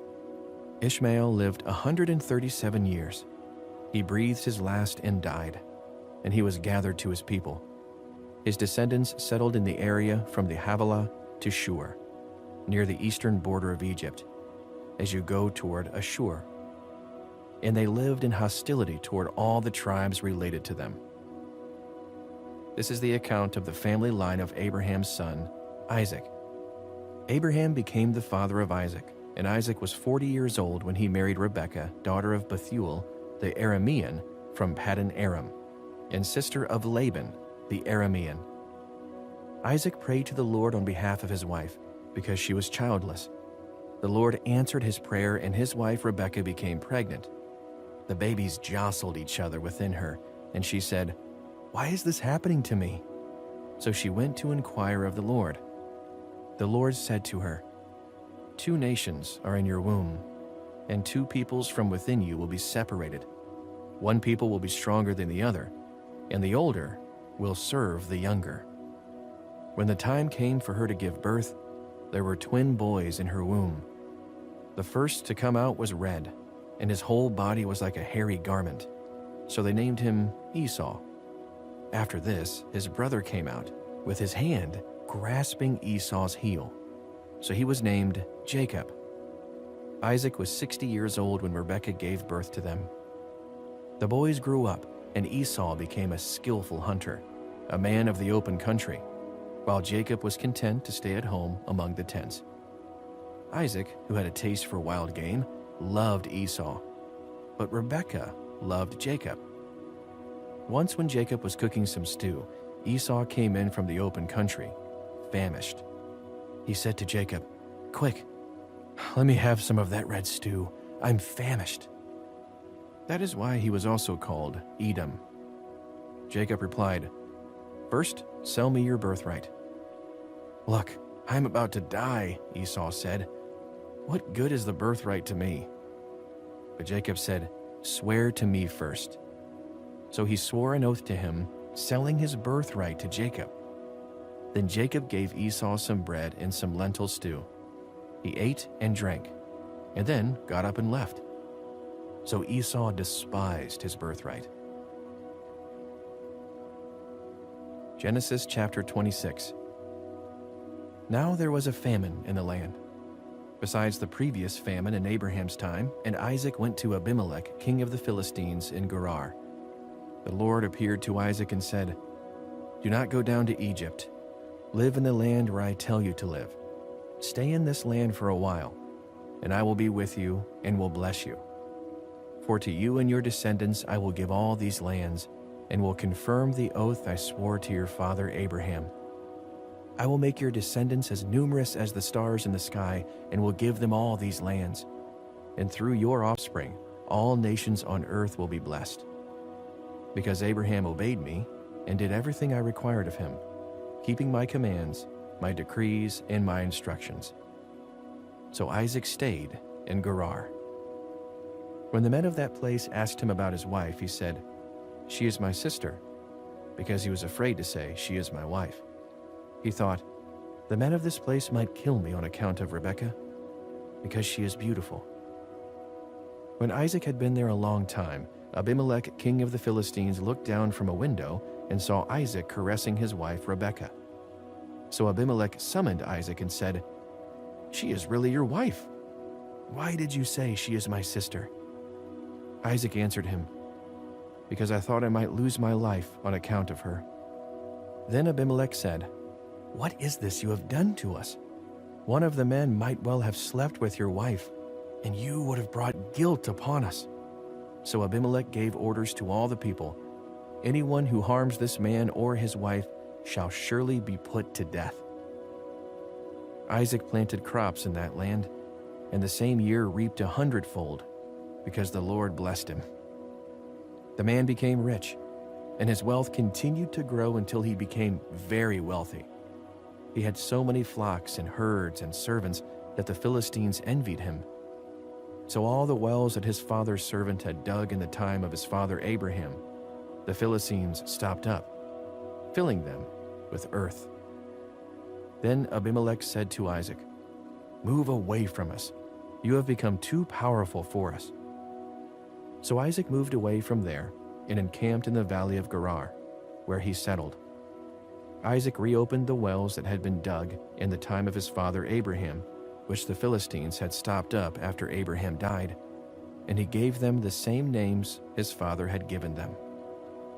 Isaac's servants dug in the valley and discovered a well of fresh water there. But the herders of Gerar quarreled with those of Isaac and said, "The water is ours." So he named the well Esek, because they disputed with him. Then they dug another well, but they quarreled over that one also. So he named it Sitnah. He moved on from there and dug another well, and no one quarreled over it. He named it Rehoboth, saying, "Now the Lord has given us room, and we will flourish in the land." From there he went up to Beersheba. That night the Lord appeared to him and said, "I am the God of your father Abraham. Do not be afraid, for I am with you. I will bless you and will increase the number of your descendants for the sake of my servant Abraham." Isaac built an altar there and called on the name of the Lord. There he pitched his tent, and there his servants dug a well.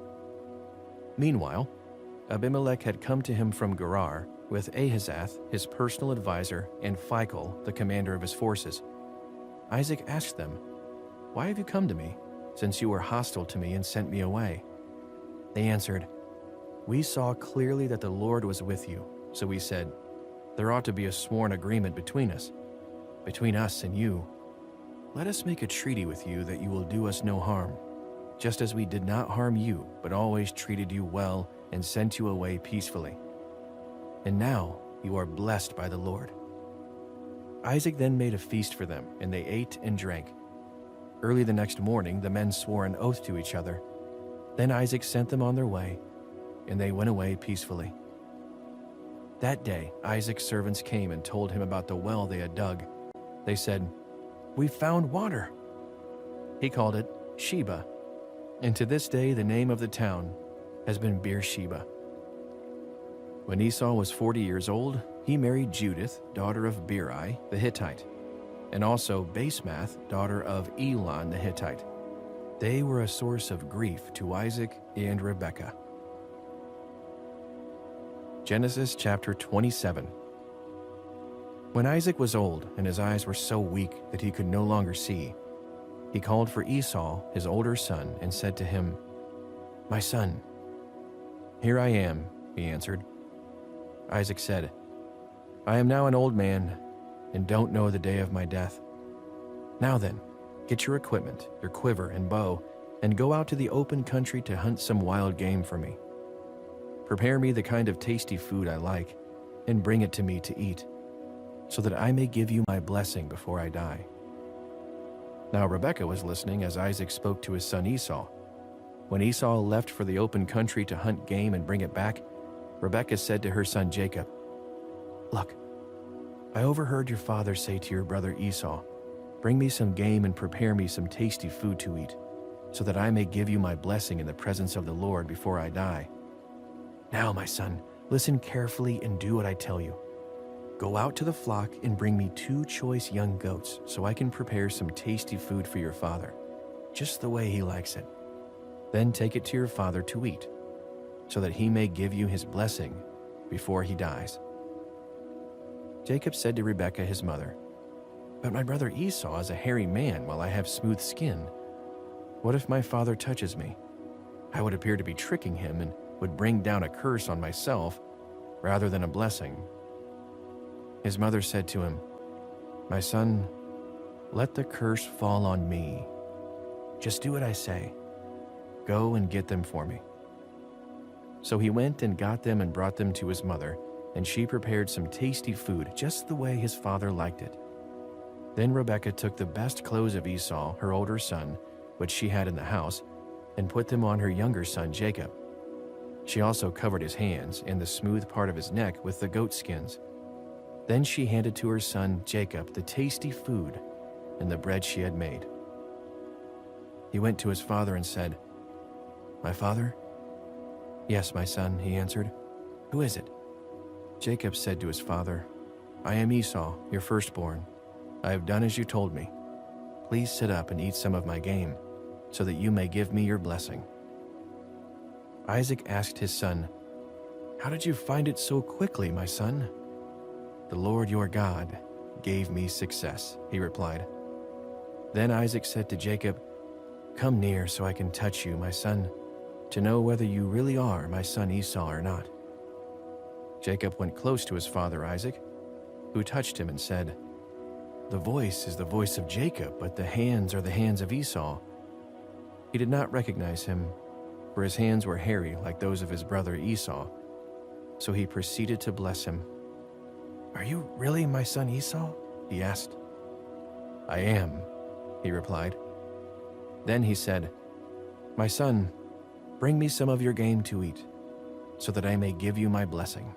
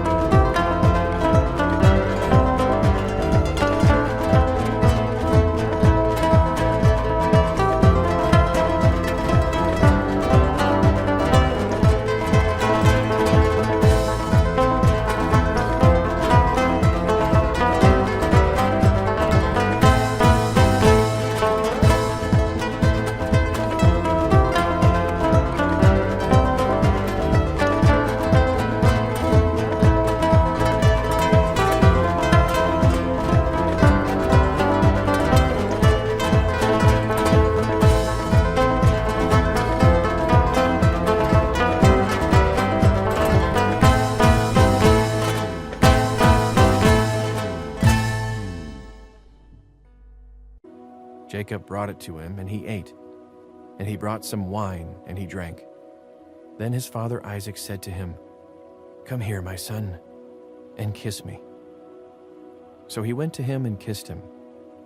When Isaac caught the smell of his clothes, he blessed him and said, "Ah, the smell of my son is like the smell of a field that the Lord has blessed.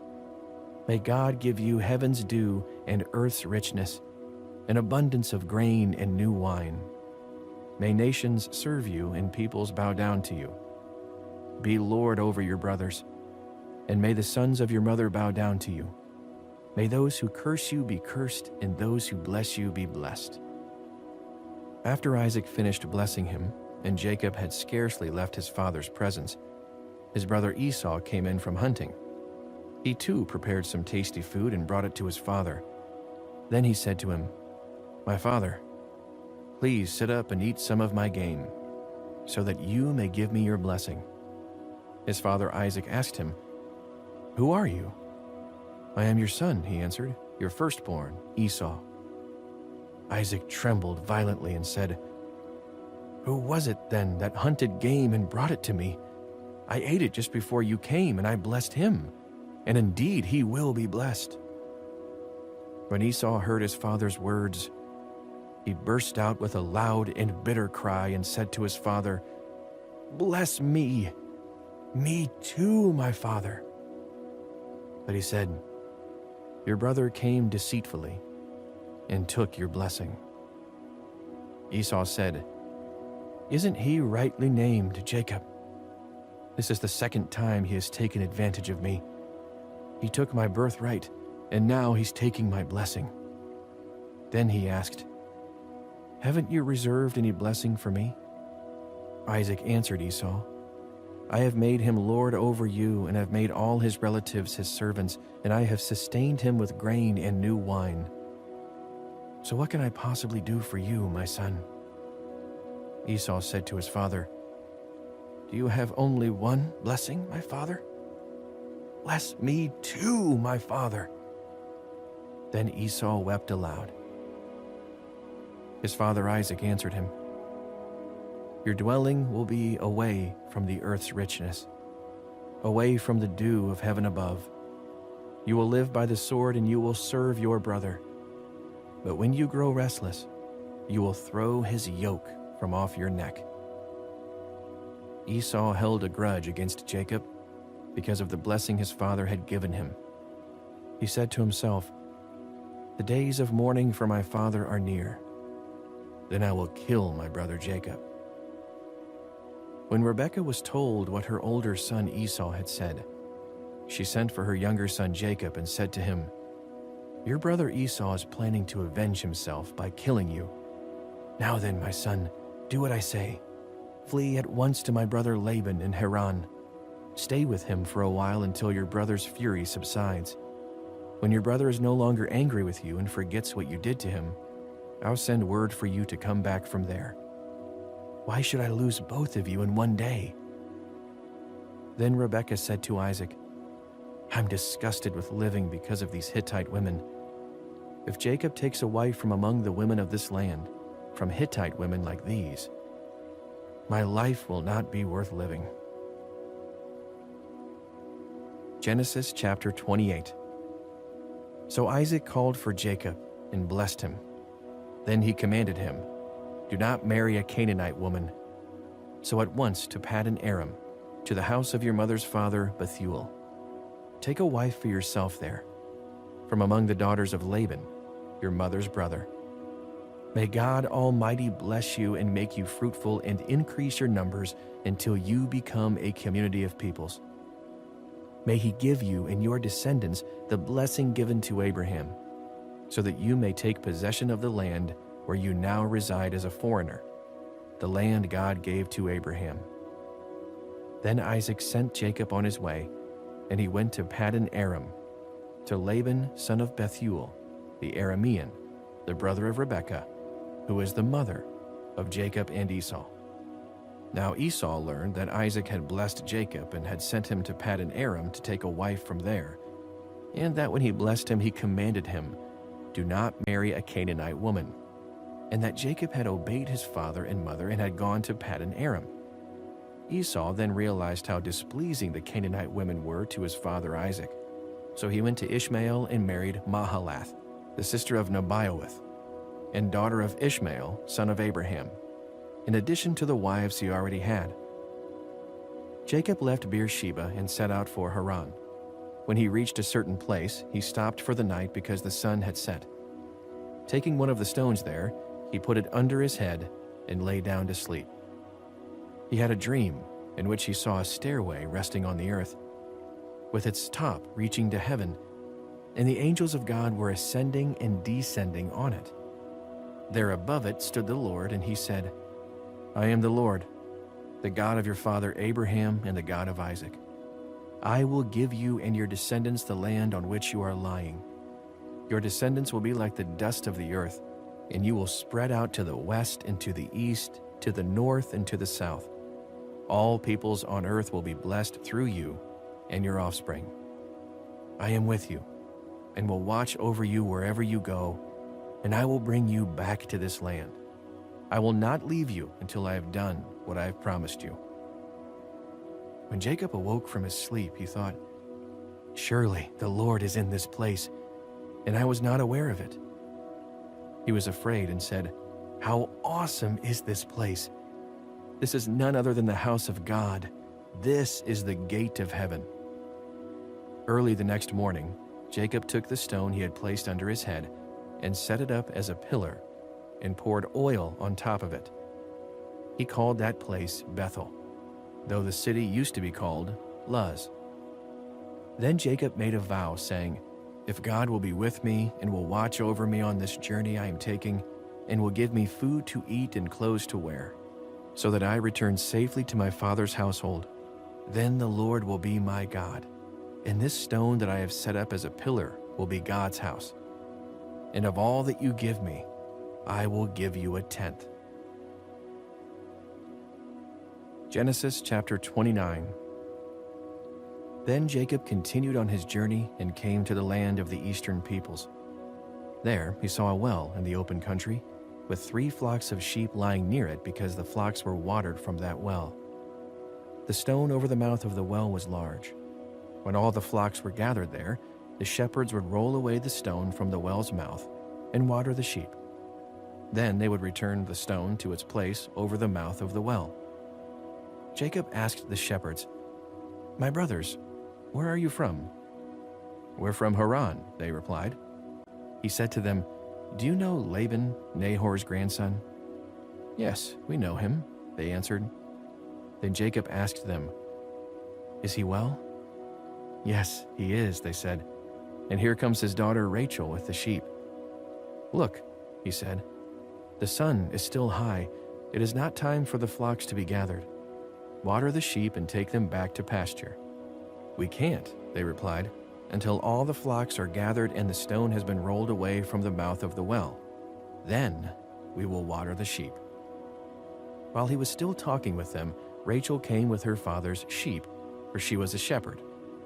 When Jacob saw Rachel, daughter of his uncle Laban, and Laban's sheep, he went over and rolled the stone away from the mouth of the well and watered his uncle's sheep. Then Jacob kissed Rachel and began to weep aloud. He had told Rachel that he was a relative of her father and a son of Rebekah. So she ran and told her father. As soon as Laban heard the news about Jacob, his sister's son, he hurried to meet him. He embraced him and kissed him and brought him to his home. And there Jacob told him all these things. Then Laban said to him, "You are my own flesh and blood." After Jacob had stayed with him for a whole month, Laban said to him, "Just because you are a relative of mine, should you work for me for nothing? Tell me what your wages should be." Now Laban had 2 daughters. The name of the older was Leah, and the name of the younger was Rachel. Leah had weak eyes, but Rachel had a lovely figure and was beautiful. Jacob was in love with Rachel and said, "I'll work for you 7 years in return for your younger daughter Rachel." Laban said, "It's better that I give her to you than to some other man. Stay here with me." So Jacob served 7 years to get Rachel, but they seemed like only a few days to him because of his love for her. Then Jacob said to Laban, "Give me my wife. My time is completed, and I want to make love to her." So Laban brought together all the people of the place and gave a feast. But when evening came, he took his daughter Leah and brought her to Jacob, and Jacob made love to her. And Laban gave his servant Zilpah to his daughter as her attendant. When morning came, there was Leah. So Jacob said to Laban, "What is this you have done to me? I served you for Rachel, didn't I? Why have you deceived me?" Laban replied, "It is not our custom here to give the younger daughter in marriage before the older one. Finish this daughter's bridal week, and then we will give you the younger one also, in return for another 7 years of work." And Jacob did so. He finished the week with Leah, and then Laban gave him his daughter Rachel to be his wife. Laban gave his servant Bilhah to his daughter Rachel as her attendant. Jacob made love to Rachel also, and his love for Rachel was greater than his love for Leah, and he worked for Laban another 7 years. When the Lord saw that Leah was not loved, he enabled her to conceive, but Rachel remained childless. Leah became pregnant and gave birth to a son. She named him Reuben, for she said, "It is because the Lord has seen my misery. Surely my husband will love me now." She conceived again, and when she gave birth to a son, she said, "Because the Lord has heard that I am not loved, he gave me this one too." So she named him Simeon. Again she conceived, and when she gave birth to a son, she said, "Now at last my husband will become attached to me, because I have borne him 3 sons." So he was named Levi. She conceived again, and when she gave birth to a son, she said, "This time I will praise the Lord." So she named him Judah. Then she stopped having children. Genesis chapter 30. When Rachel saw that she was not bearing Jacob any children, she became jealous of her sister. So she said to Jacob, "Give me children, or I'll die." Jacob became angry with her and said, "Am I in the place of God, who has kept you from having children?" Then she said, "Here is Bilhah, my servant. Sleep with her so that she can bear children for me, and I too can build a family through her." So she gave him her servant Bilhah as a wife. Jacob slept with her, and she became pregnant and bore him a son. Then Rachel said, "God has vindicated me. He has listened to my plea and given me a son." Because of this, she named him Dan. Rachel's servant Bilhah conceived again and bore Jacob a second son. Then Rachel said, "I have had a great struggle with my sister, and I have won." So she named him Naphtali. When Leah saw that she had stopped having children, she took her servant Zilpah and gave her to Jacob as a wife. Leah's servant Zilpah bore Jacob a son. Then Leah said, "What a good fortune!" So she named him Gad. Leah's servant Zilpah bore Jacob a second son. Then Leah said, "How happy I am! The women will call me happy." So she named him Asher. During wheat harvest, Reuben went out into the fields and found some mandrake plants, which he brought to his mother Leah. Rachel said to Leah, "Please give me some of your son's mandrakes." But she said to her, "Wasn't it enough that you took away my husband? Will you take my son's mandrakes too?" "Very well," Rachel said. "He can sleep with you tonight in return for your son's mandrakes." So when Jacob came in from the fields that evening, Leah went out to meet him. "You must sleep with me," she said. "I have hired you with my son's mandrakes." So he slept with her that night. God listened to Leah, and she became pregnant and bore Jacob a 5th son. Then Leah said, "God has rewarded me for giving my servant to my husband." So she named him Issachar. Leah conceived again and bore Jacob a 6th son. Then Leah said, "God has presented me with a precious gift. This time my husband will treat me with honor, because I have borne him 6 sons." So she named him Zebulun. Sometime later, she gave birth to a daughter and named her Dinah. Then God remembered Rachel. He listened to her and enabled her to conceive. She became pregnant and gave birth to a son and said, "God has taken away my disgrace." She named him Joseph and said, "May the Lord add to me another son." After Rachel gave birth to Joseph, Jacob said to Laban, "Send me on my way so I can go back to my own homeland. Give me my wives and children for whom I have served you, and I will be on my way. You know how much work I've done for you." But Laban said to him, "If I have found favor in your eyes, please stay. I have learned by divination that the Lord has blessed me because of you." He added, "Name your wages, and I will pay them." Jacob said to him, "You know how I have worked for you and how your livestock has fared under my care. The little you had before I came has increased greatly, and the Lord has blessed you wherever I have been. But now, when may I do something for my own household?" "What shall I give you?" he asked. "Don't give me anything," Jacob replied. "But if you will do this one thing for me, I will go on tending your flocks and watching over them. Let me go through all your flocks today and remove from them every speckled or spotted sheep, every dark-colored lamb, and every spotted or speckled goat. They will be my wages. And my honesty will testify for me in the future. Whenever you check on the wages you have paid me, any goat in my possession that is not speckled or spotted, or any lamb that is not dark-colored, will be considered stolen." "Agreed," said Laban. "Let it be as you have said." That same day, he removed all the male goats that were streaked or spotted, and all the speckled or spotted female goats, all that had white on them, and all the dark-colored lambs, and he placed them in the care of his sons.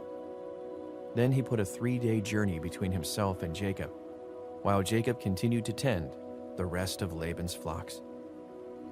Jacob, however, took fresh-cut branches from poplar, almond, and plane trees and made white stripes on them by peeling the bark and exposing the white inner wood of the branches. Then he placed the peeled branches in all the watering troughs so that they would be directly in front of the flocks when they came to drink. When the flocks were in heat and came to drink, they mated in front of the branches, and they bore young that were streaked or speckled or spotted.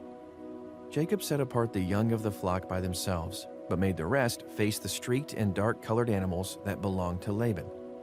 Thus he made separate flocks for himself and did not put them with Laban's animals.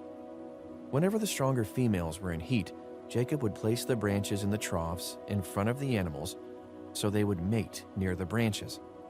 But if the animals were weak, he would not place them there.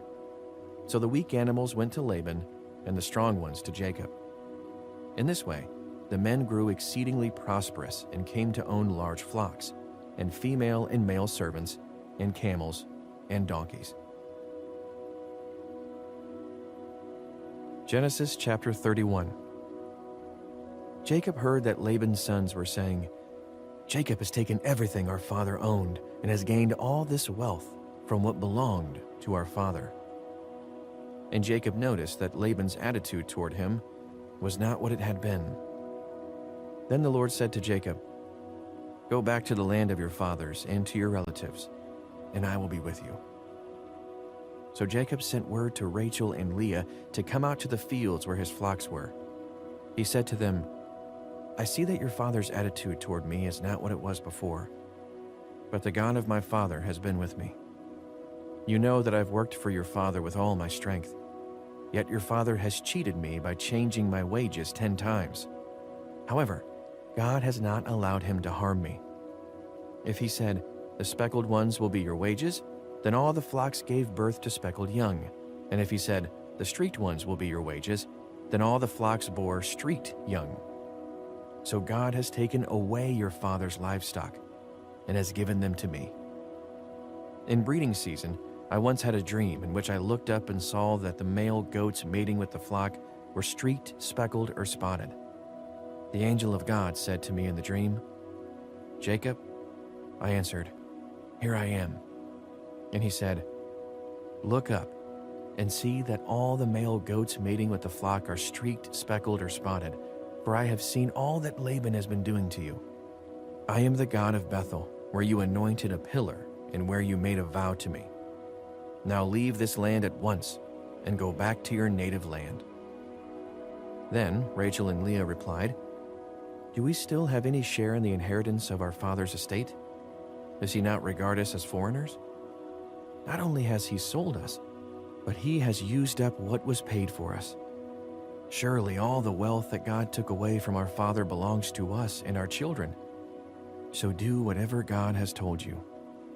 Then Jacob put his children and his wives on camels, and he drove all his livestock ahead of him, along with all the goods he had accumulated in Paddan Aram, to go to his father Isaac in the land of Canaan. When Laban had gone to shear his sheep, Rachel stole her father's household gods. Moreover, Jacob deceived Laban the Aramean by not telling him he was running away.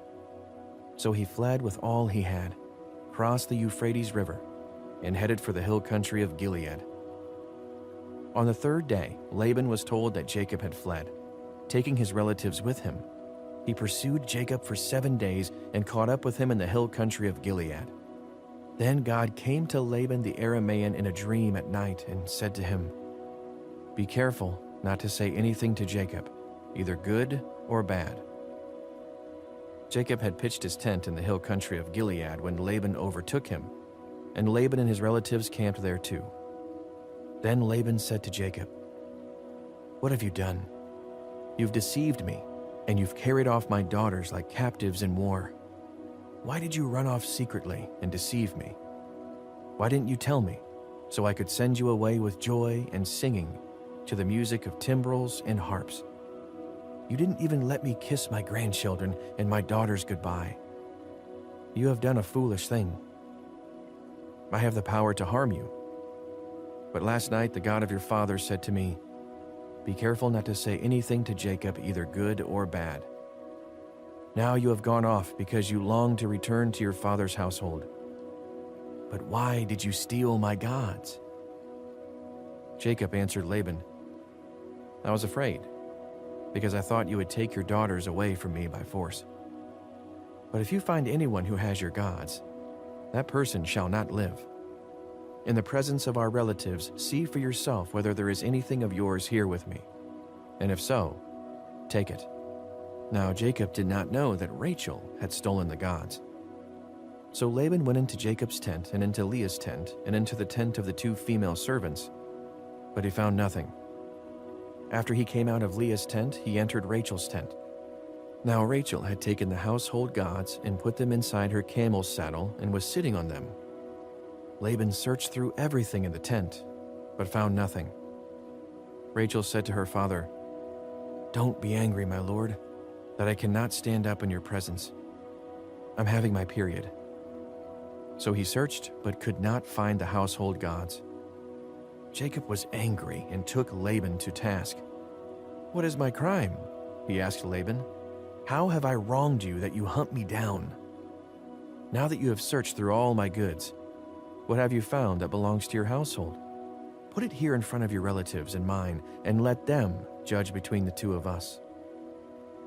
I have been with you for 20 years now. Your sheep and goats have not miscarried, nor have I eaten rams from your flocks. I did not bring you animals torn by wild beasts. I bore the loss myself. And you demanded payment from me for whatever was stolen by day or night. This was my situation. The heat consumed me in the daytime, and the cold at night, and sleep fled from my eyes. It was like this for the 20 years I was in your household. I worked for you 14 years for your 2 daughters, and 6 years for your flocks, and you changed my wages 10 times. If the God of my father, the God of Abraham, and the fear of Isaac had not been with me, you would surely have sent me away empty-handed. But God has seen my hardship and the toil of my hands, and last night he rebuked you." Laban answered Jacob, "The women are my daughters, the children are my children, and the flocks are my flocks. All you see is mine. Yet what can I do today about these daughters of mine, or about the children they have borne? Come now, let's make a covenant, you and I, and let it serve as a witness between us." So Jacob took a stone and set it up as a pillar. He said to his relatives, "Gather some stones." So they took stones and piled them in a heap, and they ate there by the heap. Laban called it Jegar Sahadutha, and Jacob called it Galeed. Laban said, "This heap is a witness between you and me today." That is why it was called Galeed. It was also called Mizpah, because he said, "May the Lord keep watch between you and me when we are away from each other. If you mistreat my daughters, or if you take any wives besides my daughters, even though no one is with us, remember that God is a witness between you and me." Laban also said to Jacob, "Here is this heap, and here is this pillar I have set up between you and me. This heap is a witness, and this pillar is a witness, that I will not go past this heap to your side to harm you, and that you will not go past this heap and pillar to my side to harm me. May the God of Abraham and the God of Nahor, the God of their father, judge between us." So Jacob took an oath in the name of the fear of his father Isaac. He offered a sacrifice there in the hill country and invited his relatives to a meal. After they had eaten, they spent the night there. Early the next morning, Laban kissed his grandchildren and his daughters and blessed them. Then he left and returned home. Genesis chapter 32. Jacob also went on his way, and the angels of God met him. When Jacob saw them, he said, "This is the camp of God." So he named that place Mahanaim. Jacob sent messengers ahead of him to his brother Esau in the land of Seir, the country of Edom. He instructed them, "This is what you are to say to my lord Esau. Your servant Jacob says, I have been staying with Laban and have remained there until now. I have cattle and donkeys, sheep and goats, male and female servants. Now I am sending this message to my lord, that I may find favor in your eyes." When the messengers returned to Jacob, they said, "We went to your brother Esau, and now he is coming to meet you, and 400 men are with him." In great fear and distress, Jacob divided the people who were with him into two groups, and the flocks and herds and camels as well. He thought, if Esau comes and attacks one group, the group that is left may escape. Then Jacob prayed, "O God of my father Abraham, God of my father Isaac, Lord, you who said to me, 'Go back to your country and your relatives, and I will make you prosper.' I am unworthy of all the kindness and faithfulness you have shown your servant. I had only my staff when I crossed this Jordan, but now I have become two camps. Save me, I pray, from the hand of my brother Esau, for I am afraid he will come and attack me, and also the mothers with their children. But you have said, I will surely make you prosper and will make your descendants like the sand of the sea, which cannot be counted." He spent the night there, and from what he had with him, he selected a gift for his brother Esau: 200 female goats and 20 male goats, 200 ewes and 20 rams, 30 female camels with their young, 40 cows and 10 bulls, and 20 female donkeys and 10 male donkeys. He put them in the care of his servants, each herd by itself, and said to his servants, "Go ahead of me, and keep some space between the herds." He instructed the one in the lead, "When my brother Esau meets you and asks, 'Who do you belong to? And where are you going? And who owns all these animals in front of you?' Then you are to say, 'They belong to your servant Jacob. They are a gift sent to my lord Esau, and he is coming behind us.'" He also instructed the second, the third, and all the others who followed the herds, "You are to say the same thing to Esau when you meet him, and be sure to say, 'Your servant Jacob is coming behind us.'" For he thought, "I will pacify him with these gifts I am sending on ahead. Later, when I see him, perhaps he will receive me." So Jacob's gifts went on ahead of him, but he himself spent the night in the camp. That night, Jacob got up and took his 2 wives, his 2 female servants, and his 11 sons, and crossed the ford of the Jabbok. After he had sent them across the stream, he sent over all his possessions. So Jacob was left alone, and a man wrestled with him till daybreak. When the man saw that he could not overpower him, he touched the socket of Jacob's hip, so that his hip was wrenched as he wrestled with the man. Then the man said, "Let me go, for it is daybreak." But Jacob replied, "I will not let you go unless you bless me." The man asked him, "What is your name?" "Jacob," he answered. Then the man said, "Your name will no longer be Jacob, but Israel, because you have struggled with God and with humans and have overcome." Jacob said, "Please tell me your name." But he replied, "Why do you ask my name?" Then he blessed him there. So Jacob called the place Peniel, saying, "It is because I saw God face to face, and yet my life was spared." The sun rose above him as he passed Peniel, and he was limping because of his hip.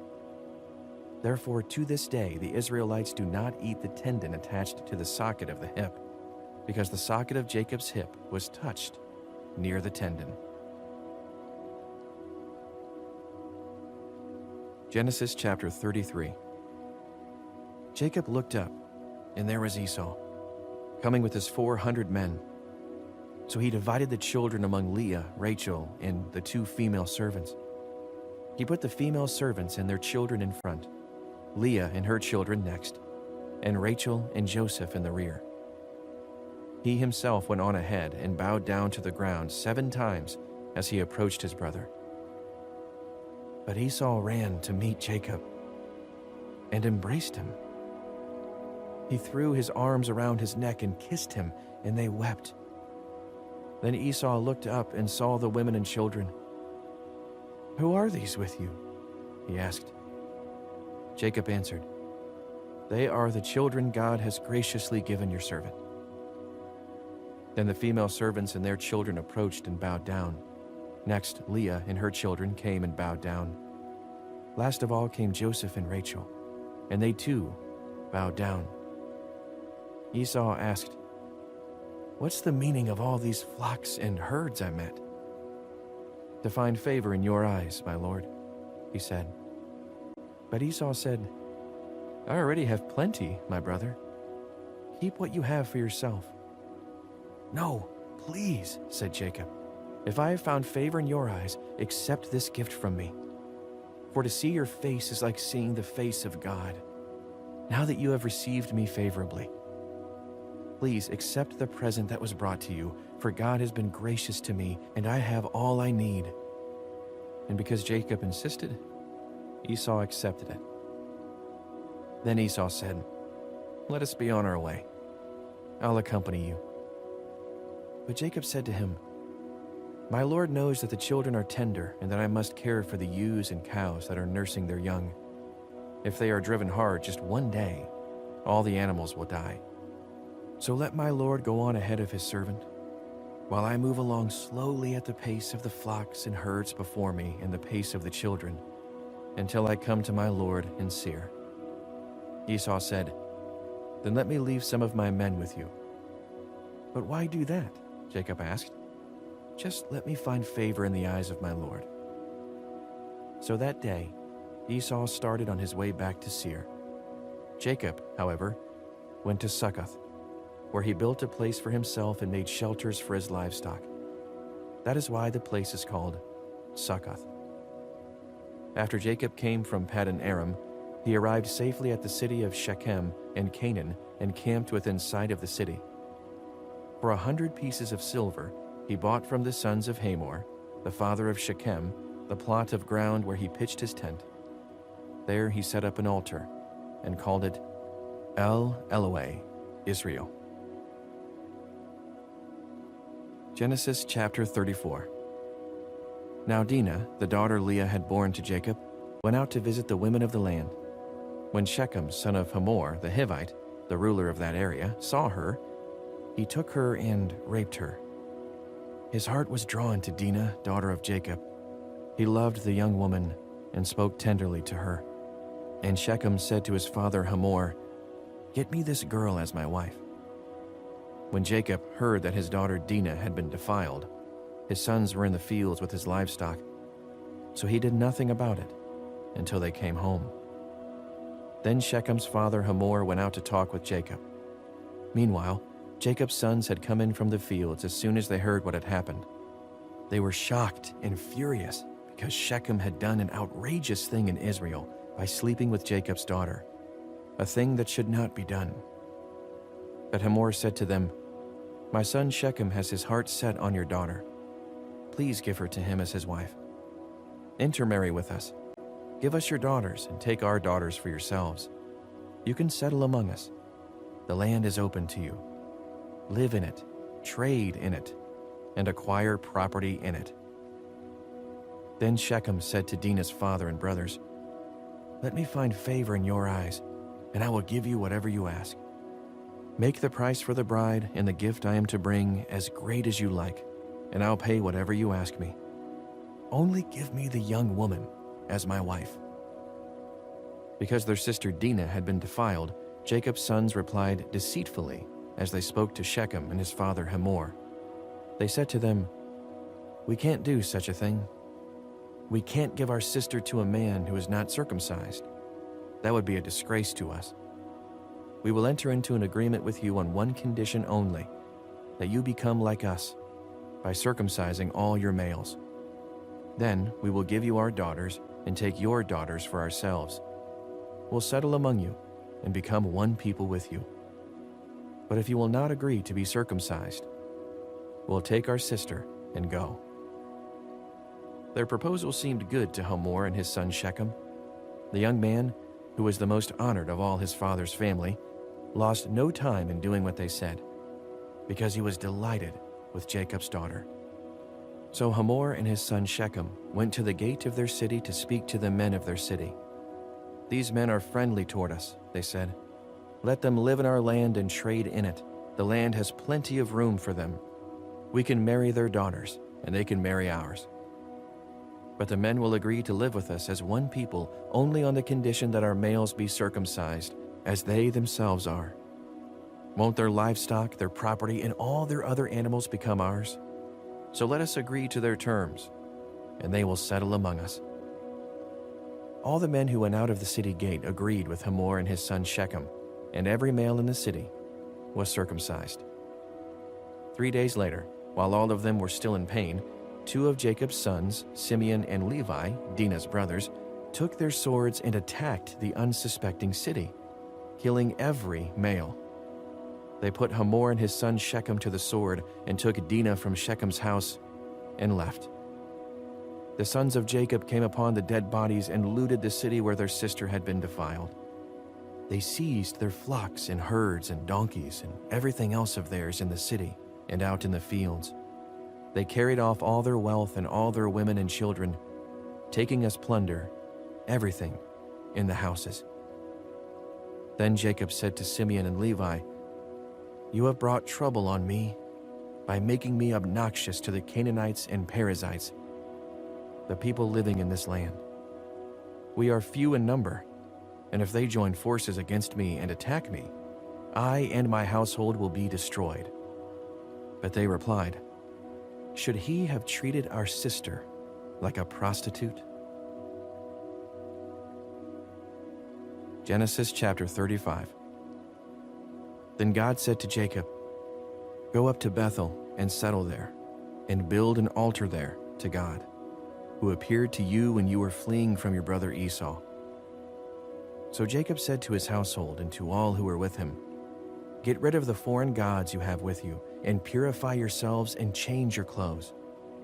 Then come, let us go up to Bethel, where I will build an altar to God, who answered me in the day of my distress, and who has been with me wherever I have gone."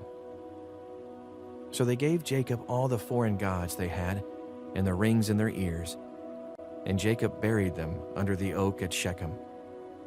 Then they set out, and the terror of God fell on the towns all around them, so that no one pursued them. Jacob and all the people with him came to Luz, that is Bethel, in the land of Canaan. There he built an altar, and he called the place El Bethel, because it was there that God revealed himself to him when he was fleeing from his brother. Now Deborah, Rebekah's nurse, died and was buried under the oak outside Bethel, so it was named Alon Bakuth. After Jacob returned from Paddan Aram, God appeared to him again and blessed him. God said to him, "Your name is Jacob, but you will no longer be called Jacob. Your name will be Israel." So he named him Israel. And God said to him, "I am God Almighty. Be fruitful and increase in number. A nation and a community of nations will come from you, and kings will be among your descendants. The land I gave to Abraham and Isaac, I also give to you, and I will give this land to your descendants after you." Then God went up from him at the place where he had talked with him. Jacob set up a stone pillar at the place where God had talked with him, and he poured out a drink offering on it. He also poured oil on it. Then Jacob called the place where God had talked with him Bethel. Then they moved on from Bethel. While they were still some distance from Ephrath, Rachel began to give birth and had great difficulty.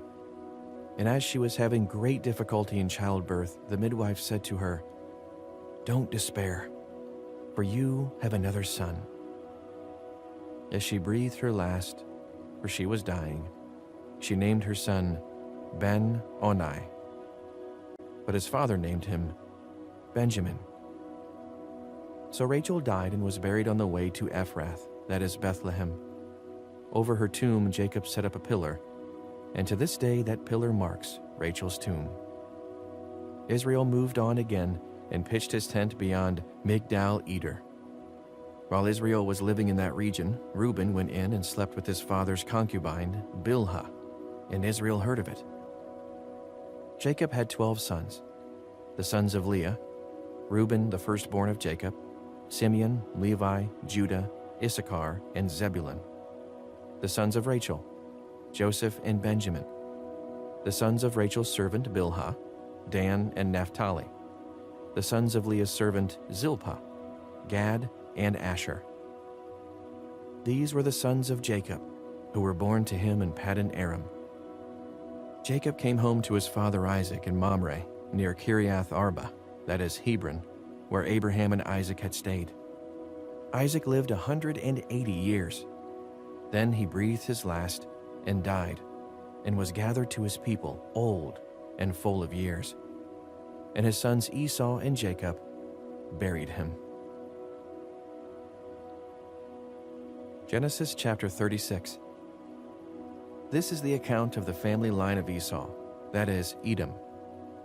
Esau took his wives from the women of Canaan: Adah, daughter of Elon the Hittite, and Aholibamah, daughter of Anah and granddaughter of Zibeon the Hivite, also Basemath, daughter of Ishmael and sister of Nebaioth.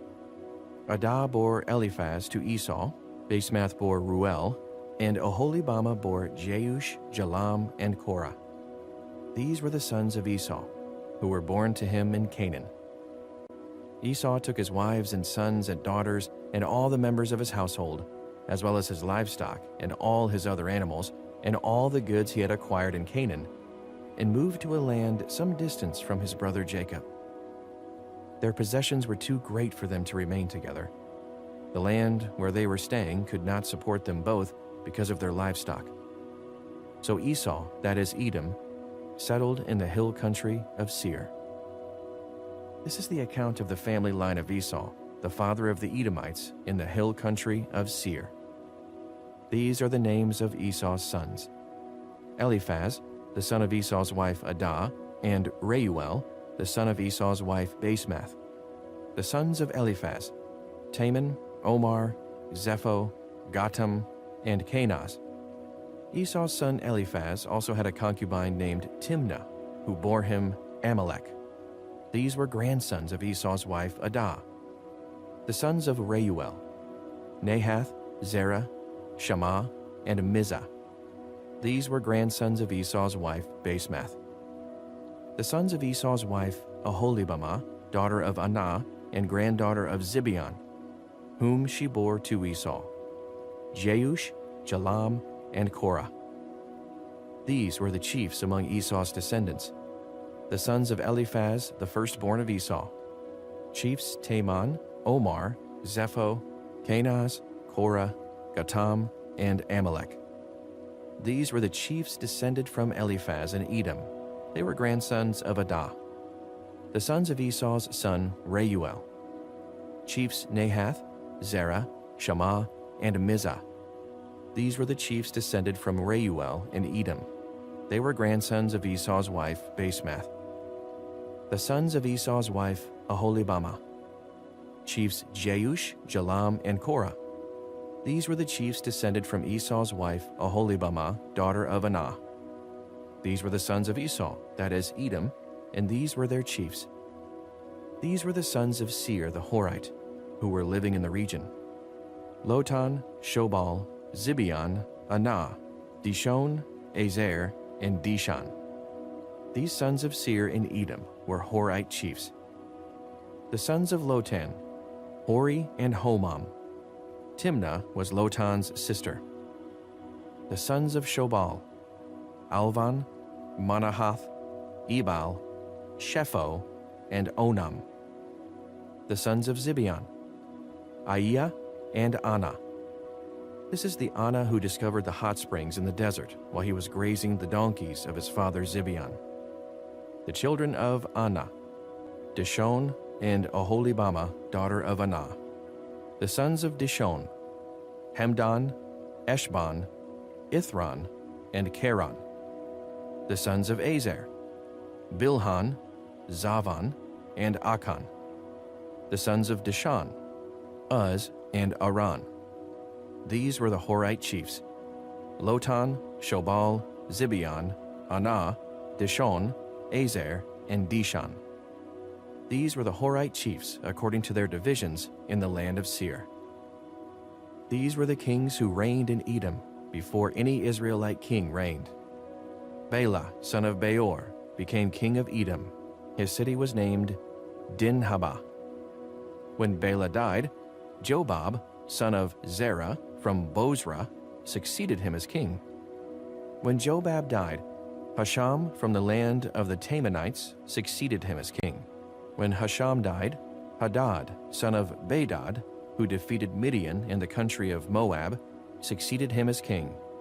His city was named Avith. When Hadad died, Samlah from Masrekah succeeded him as king. When Samlah died, Shaul from Rehoboth on the river succeeded him as king. When Shaul died, Baal-Hanan, son of Achbor, succeeded him as king. When Baal-Hanan, son of Achbor, died, Hadad succeeded him as king. His daughter was named Pau, and his wife's name was Mehetabel, daughter of Matred, the daughter of Me-Zahab.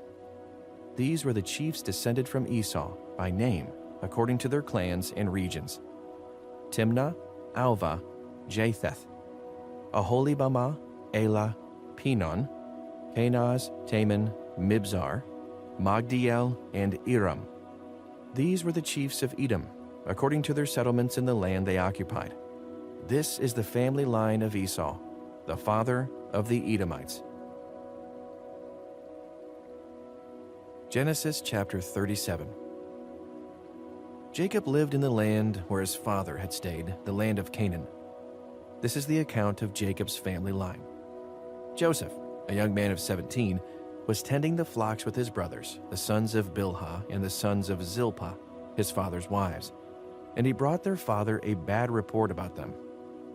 Now Israel loved Joseph more than any of his other sons, because he had been born to him in his old age, and he made an ornate robe for him.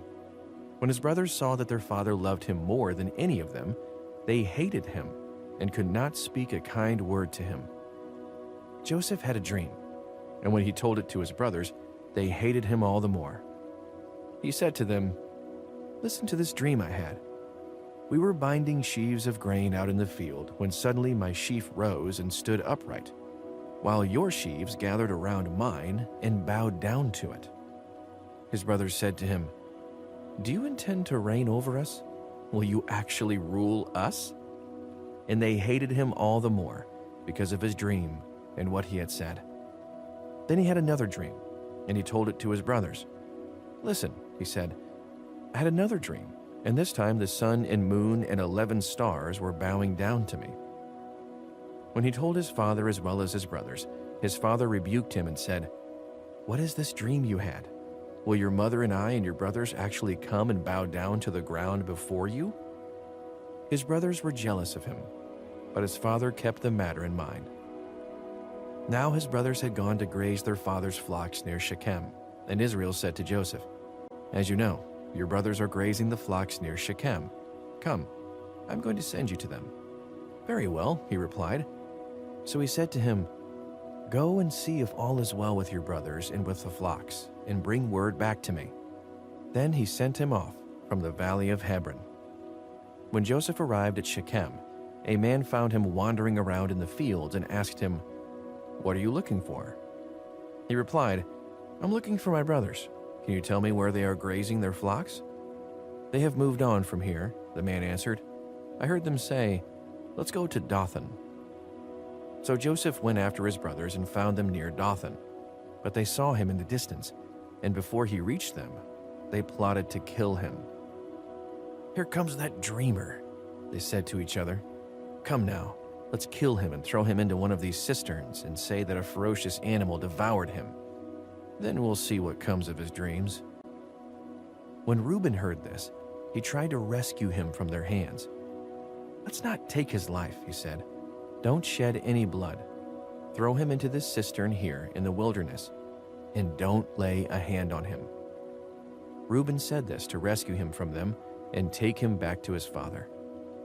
So when Joseph came to his brothers, they stripped him of his robe, the ornate robe he was wearing, and they took him and threw him into the cistern.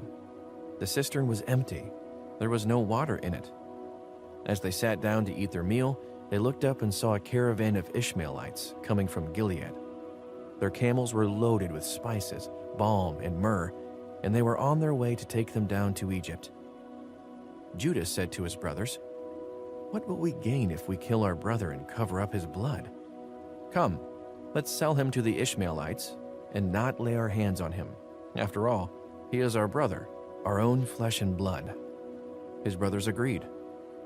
So when the Midianite merchants came by, his brothers pulled Joseph up out of the cistern and sold him for 20 shekels of silver to the Ishmaelites, who took him to Egypt. When Reuben returned to the cistern and saw that Joseph was not there, he tore his clothes. He went to his brothers and said, "The boy isn't there. Where can I turn now?" Then they got Joseph's robe, slaughtered a goat, and dipped the robe in the blood. They took the ornate robe back to their father and said, "We found this. Examine it to see whether it is your son's robe." He recognized it and said, "It is my son's robe. Some ferocious animal has devoured him. Joseph has surely been torn to pieces." Then Jacob tore his clothes, put on sackcloth, and mourned for his son many days. All his sons and daughters came to comfort him, but he refused to be comforted. "No," he said, "I will continue to mourn until I join my son in the grave." So his father wept for him. Meanwhile, the Midianites sold Joseph in Egypt to Potiphar, one of Pharaoh's officials, the captain of the guard. Genesis chapter 38. At that time, Judah left his brothers and went down to stay with a man of Adullam named Hira. There, Judah met the daughter of a Canaanite man named Shua.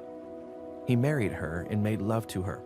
She became pregnant and gave birth to a son, who was named She conceived again and gave birth to a son and named him Onan. She gave birth to still another son and named him Shelah.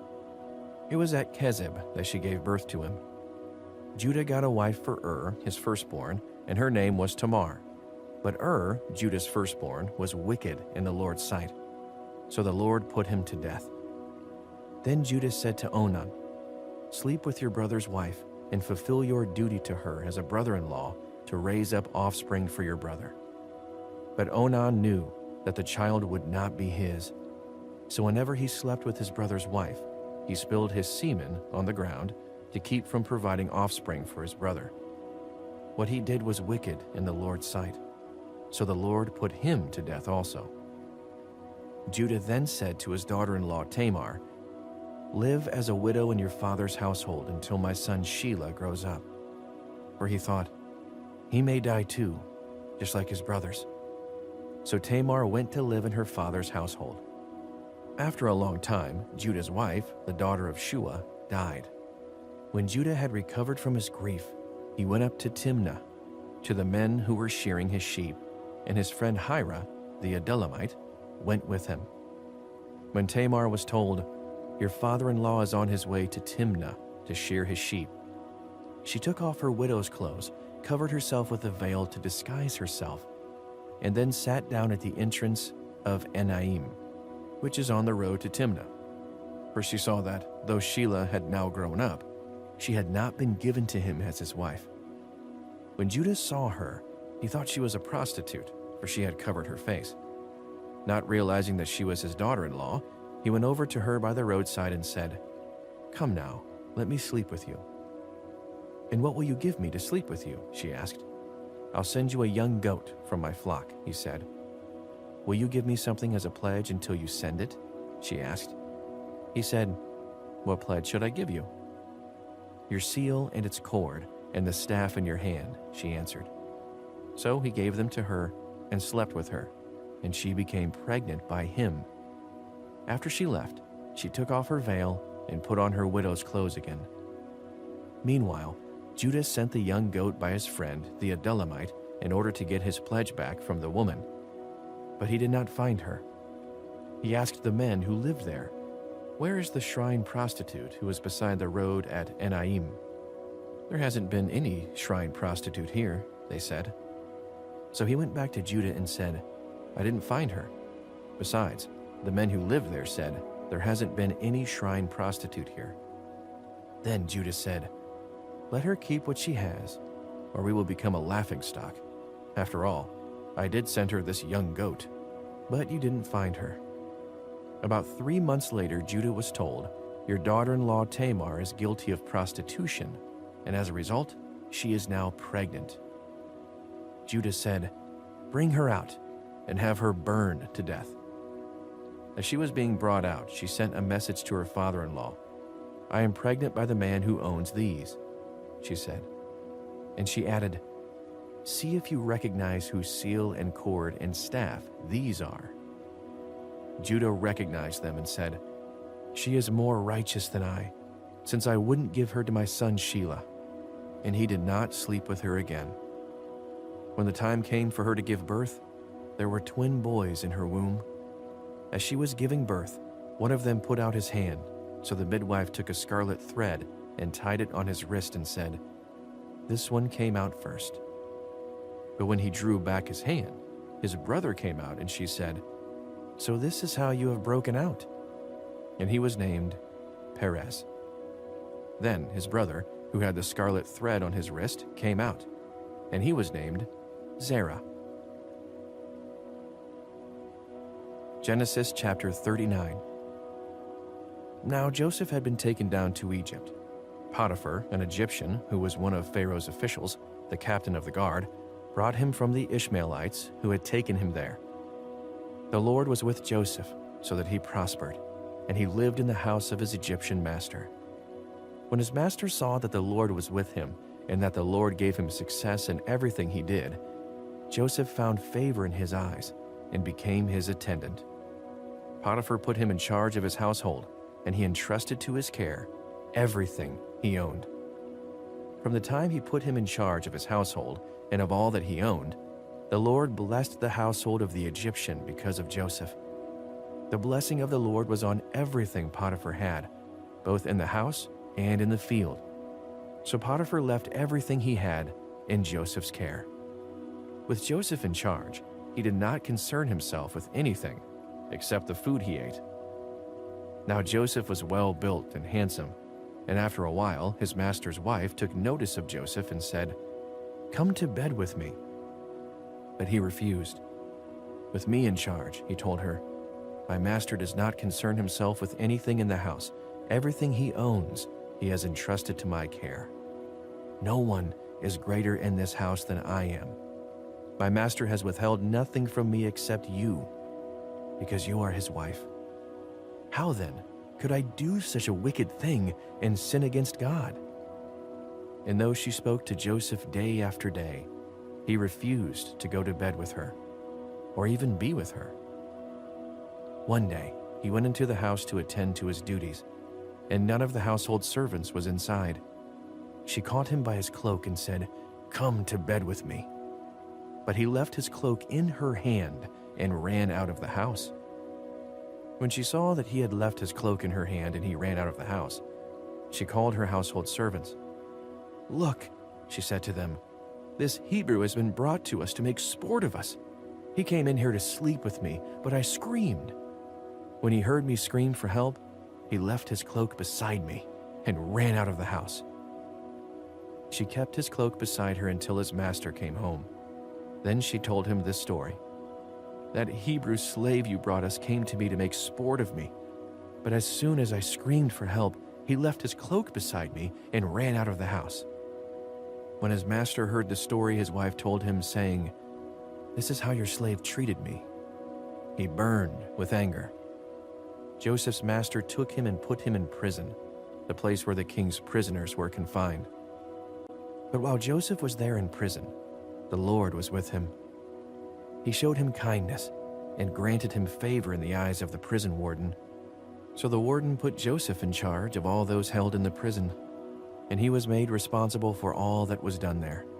The warden paid no attention to anything under Joseph's care, because the Lord was with Joseph and gave him success in whatever he did. Genesis chapter 40. Sometime later, the cupbearer and the baker of the king of Egypt offended their master, the king of Egypt. Pharaoh was angry with his two officials, the chief cupbearer and the chief baker, and put them in custody in the house of the captain of the guard, in the same prison where Joseph was confined. The captain of the guard assigned them to Joseph, and he attended them. After they had been in custody for some time, each of the two men, the cupbearer and the baker of the king of Egypt, who were being held in prison, had a dream the same night, and each dream had a meaning of its own. When Joseph came to them the next morning, he saw that they were dejected. So he asked Pharaoh's officials who were in custody with him in his master's house, "Why do you look so sad today?" "We both had dreams," they answered, "but there is no one to interpret them." Then Joseph said to them, "Do not interpretations belong to God? Tell me your dreams." So the chief cupbearer told Joseph his dream. He said to him, "In my dream, I saw a vine in front of me, and on the vine were 3 branches. As soon as it budded, it blossomed, and its clusters ripened into grapes. Pharaoh's cup was in my hand, and I took the grapes, squeezed them into Pharaoh's cup, and put the cup in his hand." "This is what it means," Joseph said to him. "The 3 branches are 3 days. Within 3 days, Pharaoh will lift up your head and restore you to your position, and you will put Pharaoh's cup in his hand, just as you used to do when you were his cupbearer. But when all goes well for you, remember me and show me kindness. Mention me to Pharaoh and get me out of this prison. I was forcibly carried off from the land of the Hebrews, and even here I have done nothing to deserve being put in a dungeon." When the chief baker saw that Joseph had given a favorable interpretation, he said to Joseph, "I too had a dream. On my head were 3 baskets of bread. In the top basket were all kinds of baked goods for Pharaoh, but the birds were eating them out of the basket on my head." "This is what it means," Joseph said. "The 3 baskets are 3 days. Within 3 days, Pharaoh will lift off your head and impale your body on a pole, and the birds will eat away your flesh." Now the 3rd day was Pharaoh's birthday, and he gave a feast for all his officials. He lifted up the heads of the chief cupbearer and the chief baker in the presence of his officials. He restored the chief cupbearer to his position so that he once again put the cup into Pharaoh's hand. But he impaled the chief baker, just as Joseph had said to them in his interpretation. The chief cupbearer, however, did not remember Joseph. He forgot him. Genesis chapter 41. When 2 full years had passed, Pharaoh had a dream. He was standing by the Nile, when out of the river there came up 7 cows, sleek and fat, and they grazed among the reeds. After them, 7 other cows, ugly and gaunt, came up out of the Nile and stood beside those on the riverbank. And the cows that were ugly and gaunt ate up the 7 sleek, fat cows. Then Pharaoh woke up. He fell asleep again and had a second dream. 7 heads of grain, healthy and good, were growing on a single stalk. After them, 7 other heads of grain sprouted, thin and scorched by the east wind. The thin heads of grain swallowed up the 7 healthy, full heads. Then Pharaoh woke up. It had been a dream. In the morning, his mind was troubled, so he sent for all the magicians and wise men of Egypt. Pharaoh told them his dreams, but no one could interpret them for him. Then the chief cupbearer said to Pharaoh, "Today I am reminded of my shortcomings." Pharaoh was once again angry with his servants, and he imprisoned me and the chief baker in the house of the captain of the guard. Each of us had a dream the same night, and each dream had a meaning of its own. Now a young Hebrew was there with us, a servant of the captain of the guard. We told him our dreams, and he interpreted them for us, giving each man the interpretation of his dream. And things turned out exactly as he interpreted them to us. I was restored to my position, and the other man was impaled. So Pharaoh sent for Joseph, and he was quickly brought from the dungeon. When he had shaved and changed his clothes, he came before Pharaoh. Pharaoh said to Joseph, "I had a dream, and no one can interpret it. But I have heard it said of you that when you hear a dream, you can interpret it." "I cannot do it," Joseph replied to Pharaoh, "but God will give Pharaoh the answer he desires." Then Pharaoh said to Joseph, "In my dream, I was standing on the bank of the Nile, when out of the river there came up 7 cows, fat and sleek, and they grazed among the reeds. After them, 7 other cows came up, scrawny and very ugly and lean. I had never seen such ugly cows in all the land of Egypt. The lean, ugly cows ate up the 7 fat cows that came up first. But even after they ate them, no one could tell that they had done so. They looked just as ugly as before. Then I woke up. In my dream, I saw 7 heads of grain, full and good, growing on a single stalk. After them, 7 other heads sprouted, withered and thin and scorched by the east wind. The thin heads of grain swallowed up the 7 good heads. I told this to the magicians, but none of them could explain it to me." Then Joseph said to Pharaoh, "The dreams of Pharaoh are one and the same. God has revealed to Pharaoh what he is about to do. The 7 good cows are 7 years, and the 7 good heads of grain are 7 years. It is one and the same dream. The 7 lean, ugly cows that came up afterward are 7 years, and so are the 7 worthless heads of grain scorched by the east wind. They are 7 years of famine. It is good, as I said to Pharaoh. God has shown Pharaoh what he is about to do. 7 years of great abundance are coming throughout the land of Egypt, but 7 years of famine will follow them. Then all the abundance in Egypt will be forgotten, and the famine will ravage the land. The abundance in the land will not be remembered because the famine that follows it will be so severe." The reason the dream was given to Pharaoh in 2 forms is that the matter has been firmly decided by God, and God will do it soon. And now, let Pharaoh look for a discerning and wise man and put him in charge of the land of Egypt. Let Pharaoh appoint commissioners over the land to take 1/5 of the harvest of Egypt during the 7 years of abundance. They should collect all the food of these good years that are coming and store up the grain under the authority of Pharaoh to be kept in the cities for food. This food should be held in reserve for the country, to be used during the 7 years of famine that will come upon Egypt, so that the country may not be ruined by the famine." The plan seemed good to Pharaoh and to all his officials. So Pharaoh asked them, "Can we find anyone like this man, one in whom is the Spirit of God?" Then Pharaoh said to Joseph, "Since God has made all this known to you, there is no one so discerning and wise as you. You should be in charge of my palace, and all my people are to submit to your orders. Only with respect to the throne will I be greater than you." So Pharaoh said to Joseph, "I hereby put you in charge of the whole land of Egypt." Then Pharaoh took his signet ring from his finger and put it on Joseph's finger. He dressed him in robes of fine linen and put a gold chain around his neck. He had him ride in a chariot as his second in command, and people shouted before him, "Make way!" Thus he put him in charge of the whole land of Egypt. Then Pharaoh said to Joseph, "I am Pharaoh, but without your word no one will lift hand or foot in all Egypt."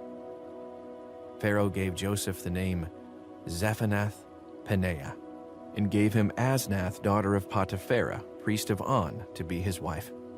And Joseph went throughout the land of Egypt. Joseph was 30 years old when he entered the service of Pharaoh, king of Egypt. And Joseph went out from Pharaoh's presence and traveled throughout Egypt. During the 7 years of abundance, the land produced plentifully. Joseph collected all the food produced in those 7 years of abundance in Egypt and stored it in the cities. In each city he put the food grown in the fields surrounding it. Joseph stored up huge quantities of grain, like the sand of the sea. It was so much that he stopped keeping records because it was beyond measure. Before the years of famine came, 2 sons were born to Joseph by Asnath, daughter of Potipharah, priest of On. Joseph named his firstborn Manasseh and said, "It is because God has made me forget all my trouble and all my father's household." The second son he named Ephraim and said, "It is because God has made me fruitful in the land of my suffering." The 7 years of abundance in Egypt came to an end, and the 7 years of famine began, just as Joseph had said. There was famine in all the other lands, but in the whole land of Egypt there was food. When all Egypt began to feel the famine, the people cried to Pharaoh for food. Then Pharaoh told all the Egyptians, "Go to Joseph and do what he tells you." When the famine had spread over the whole country, Joseph opened the storehouses and sold grain to the Egyptians, for the famine was severe throughout Egypt. And all the world came to Egypt to buy grain from Joseph, because the famine was severe everywhere. Genesis chapter 42. When Jacob learned that there was grain in Egypt, he said to his sons, "Why do you just keep looking at each other?" He continued, "I have heard that there is grain in Egypt. Go down there and buy some for us, so that we may live and not die." Then 10 of Joseph's brothers went down to buy grain from Egypt. But Jacob did not send Benjamin, Joseph's brother, with the others, because he was afraid that harm might come to him. So Israel's sons were among those who went to buy grain, for there was famine in the land of Canaan also. Now Joseph was the governor of the land, the person who sold grain to all its people. So when Joseph's brothers arrived, they bowed down to him with their faces to the ground. As soon as Joseph saw his brothers, he recognized them. But he pretended to be a stranger and spoke harshly to them. "Where do you come from?" he asked. "From the land of Canaan," they replied, "to buy food." Although Joseph recognized his brothers, they did not recognize him. Then he remembered his dreams about them and said to them, "You are spies. You have come to see where our land is unprotected." "No, my lord," they answered. "Your servants have come to buy food. We are all the sons of one man. Your servants are honest men, not spies." "No," he said to them. You have come to see where our land is unprotected." But they replied, "Your servants were 12 brothers, the sons of one man who lives in the land of Canaan. The youngest is now with our father, and one is no more." Joseph said to them, "It is just as I told you. You are spies, and this is how you will be tested. As surely as Pharaoh lives, you will not leave this place unless your youngest brother comes here. Send one of your number to get your brother. The rest of you will be kept in prison, so that your words may be tested to see if you are telling the truth. If you are not, then as surely as Pharaoh lives, you are spies." And he put them all in custody for 3 days. On the third day, Joseph said to them, "Do this and you will live, for I fear God. If you are honest men, let one of your brothers stay here in prison while the rest of you go and take grain back for your starving households. But you must bring your youngest brother to me, so that your words may be verified and that you may not die." This they proceeded to do. They said to one another, "Surely we are being punished because of our brother. We saw how distressed he was when he pleaded with us for his life, but we would not listen. That's why this distress has come on us." Reuben replied, "Didn't I tell you not to sin against the boy? But you wouldn't listen. Now we must give an accounting for his blood." They did not realize that Joseph could understand them, since he was using an interpreter. He turned away from them and began to weep, but then came back and spoke to them again. He had Simeon taken from them and bound before their eyes. Joseph gave orders to fill their bags with grain, to put each man's silver back in his sack, and to give them provisions for their journey. After this was done for them, they loaded their grain on their donkeys and left. At the place where they stopped for the night, one of them opened his sack to get feed for his donkey, and he saw his silver in the mouth of his sack. "My silver has been returned," he said to his brothers. "Here it is in my sack." Their hearts sank, and they turned to each other trembling and said, "What is this that God has done to us?" When they came to their father Jacob in the land of Canaan, they told him all that had happened to them. They said, "The man who was lord over the land spoke harshly to us and treated us as though we were spying on the land. But we said to him, 'We are honest men, we are not spies. We were 12 brothers, sons of one father.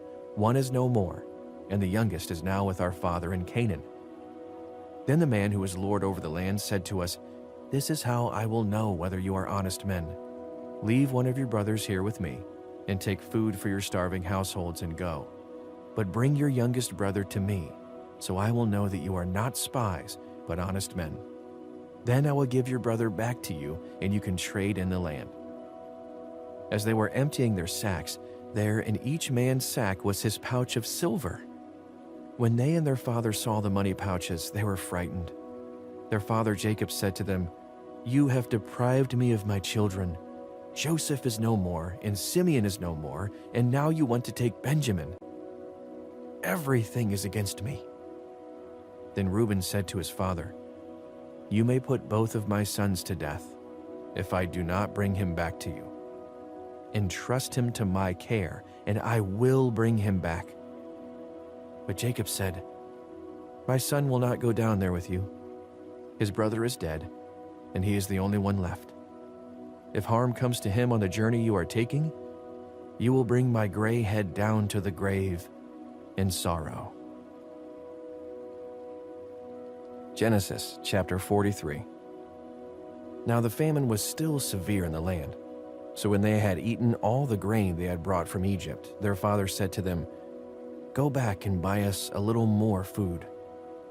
But Judah said to him, "The man warned us solemnly, 'You will not see my face again, unless your brother is with you. If you will send our brother along with us, we will go down and buy food for you. But if you will not send him, we will not go down. Because the man said to us, 'You will not see my face again unless your brother is with you.'" Israel asked, "Why did you bring this trouble on me by telling the man you had another brother?" They said, "The man questioned us closely about ourselves and our family. 'Is your father still living?' he asked us. 'Do you have another brother?' We simply answered his questions. 'How are we to know?' he would say. 'Bring your brother down here.' Then Judah said to Israel his father, 'Send the boy along with me, and we will go at once, so that we and you and our children may live and not die. I myself will guarantee his safety. You can hold me personally responsible for him. If I do not bring him back to you and set him here before you, I will bear the blame before you all my life. As it is, if we had not delayed, we could have gone and returned twice.' Then their father Israel said to them, 'If it must be, then do this. Put some of the best products of the land in your bags and take them down to the man as a gift. A little balm and a little honey, some spices and myrrh, some pistachio nuts and almonds. Take double the amount of silver with you, for you must return the silver that was put back into the mouths of your sacks. Perhaps it was a mistake. Take your brother also, and go back to the man at once. And may God Almighty grant you mercy before the man, so that he will let your other brother and Benjamin come back with you. As for me, if I am bereaved, I am bereaved.' So the men took the gifts and double the amount of silver, and Benjamin also. They hurried down to Egypt and presented themselves to Joseph. When Joseph saw Benjamin with them, he said to the steward of his house, 'Take these men to my house, slaughter an animal and prepare a meal. They are to eat with me at noon.' The man did as Joseph told him and took the men to Joseph's house. Now the men were frightened when they were taken to his house. They thought, 'We were brought here because of the silver that was put back into our sacks the first time. He wants to attack us and overpower us and seize us as slaves and take our donkeys.' So they went up to Joseph's steward and spoke to him at the entrance to the house. 'We beg your pardon, our lord,' they said. 'We came down here the first time to buy food, but at the place where we stopped for the night, we opened our sacks, and each of us found his silver, the exact weight, in the mouth of his sack. So we have brought it back with us. We have also brought additional silver with us to buy food. We don't know who put our silver in our sacks.' 'It's all right,' he said. 'Don't be afraid. Your God, the God of your father, has given you treasure in your sacks. I received your silver.' Then he brought Simeon out to them. The steward took the men into Joseph's house, gave them water to wash their feet, and provided fodder for their donkeys. They prepared their gifts for Joseph's arrival at noon, because they heard they were to eat there. When Joseph came home, they presented to him the gifts they had brought into the house, and they bowed before him to the ground. He asked them how they were, and then he said, 'How is your aged father you told me about? Is he still living?' They replied, 'Your servant our father is still alive and well.' And they bowed down, prostrating themselves before him. As he looked about and saw his brother Benjamin, his own mother's son, he asked, 'Is this your younger brother, the one you told me about?' And he said, 'God be gracious to you, my son.' Deeply moved at the sight of his brother, Joseph hurried out and looked for a place to weep. He went into his private room and wept there. After he had washed his face, he came out and, controlling himself, said, 'Serve the food.' They served him by himself, the brothers by themselves, and the Egyptians who ate with him by themselves, because Egyptians could not eat with Hebrews, for that is detestable to Egyptians. The men had been seated before him in the order of their ages, from the firstborn to the youngest, and they looked at each other in astonishment. When portions were served to them from Joseph's table, Benjamin's portion was 5 times as much as anyone else's. So they feasted and drank freely with him. Genesis chapter 44. Now Joseph gave these instructions to the steward of his house. 'Fill the men's sacks with as much food as they can carry, and put each man's silver in the mouth of his sack. Then put my cup, the silver one, in the mouth of the youngest one's sack, along with the silver for his grain." And he did as Joseph said. As morning dawned, the men were sent on their way with their donkeys. They had not gone far from the city when Joseph said to his steward, "Go after those men at once, and when you catch up with them, say to them, 'Why have you repaid good with evil? Isn't this the cup my master drinks from and also uses for divination? This is a wicked thing you have done.'" When he caught up with them, he repeated these words to them. But they said to him, "Why does my lord say such things? Far be it from your servants to do anything like that. We even brought back to you from the land of Canaan the silver we found inside the mouths of our sacks.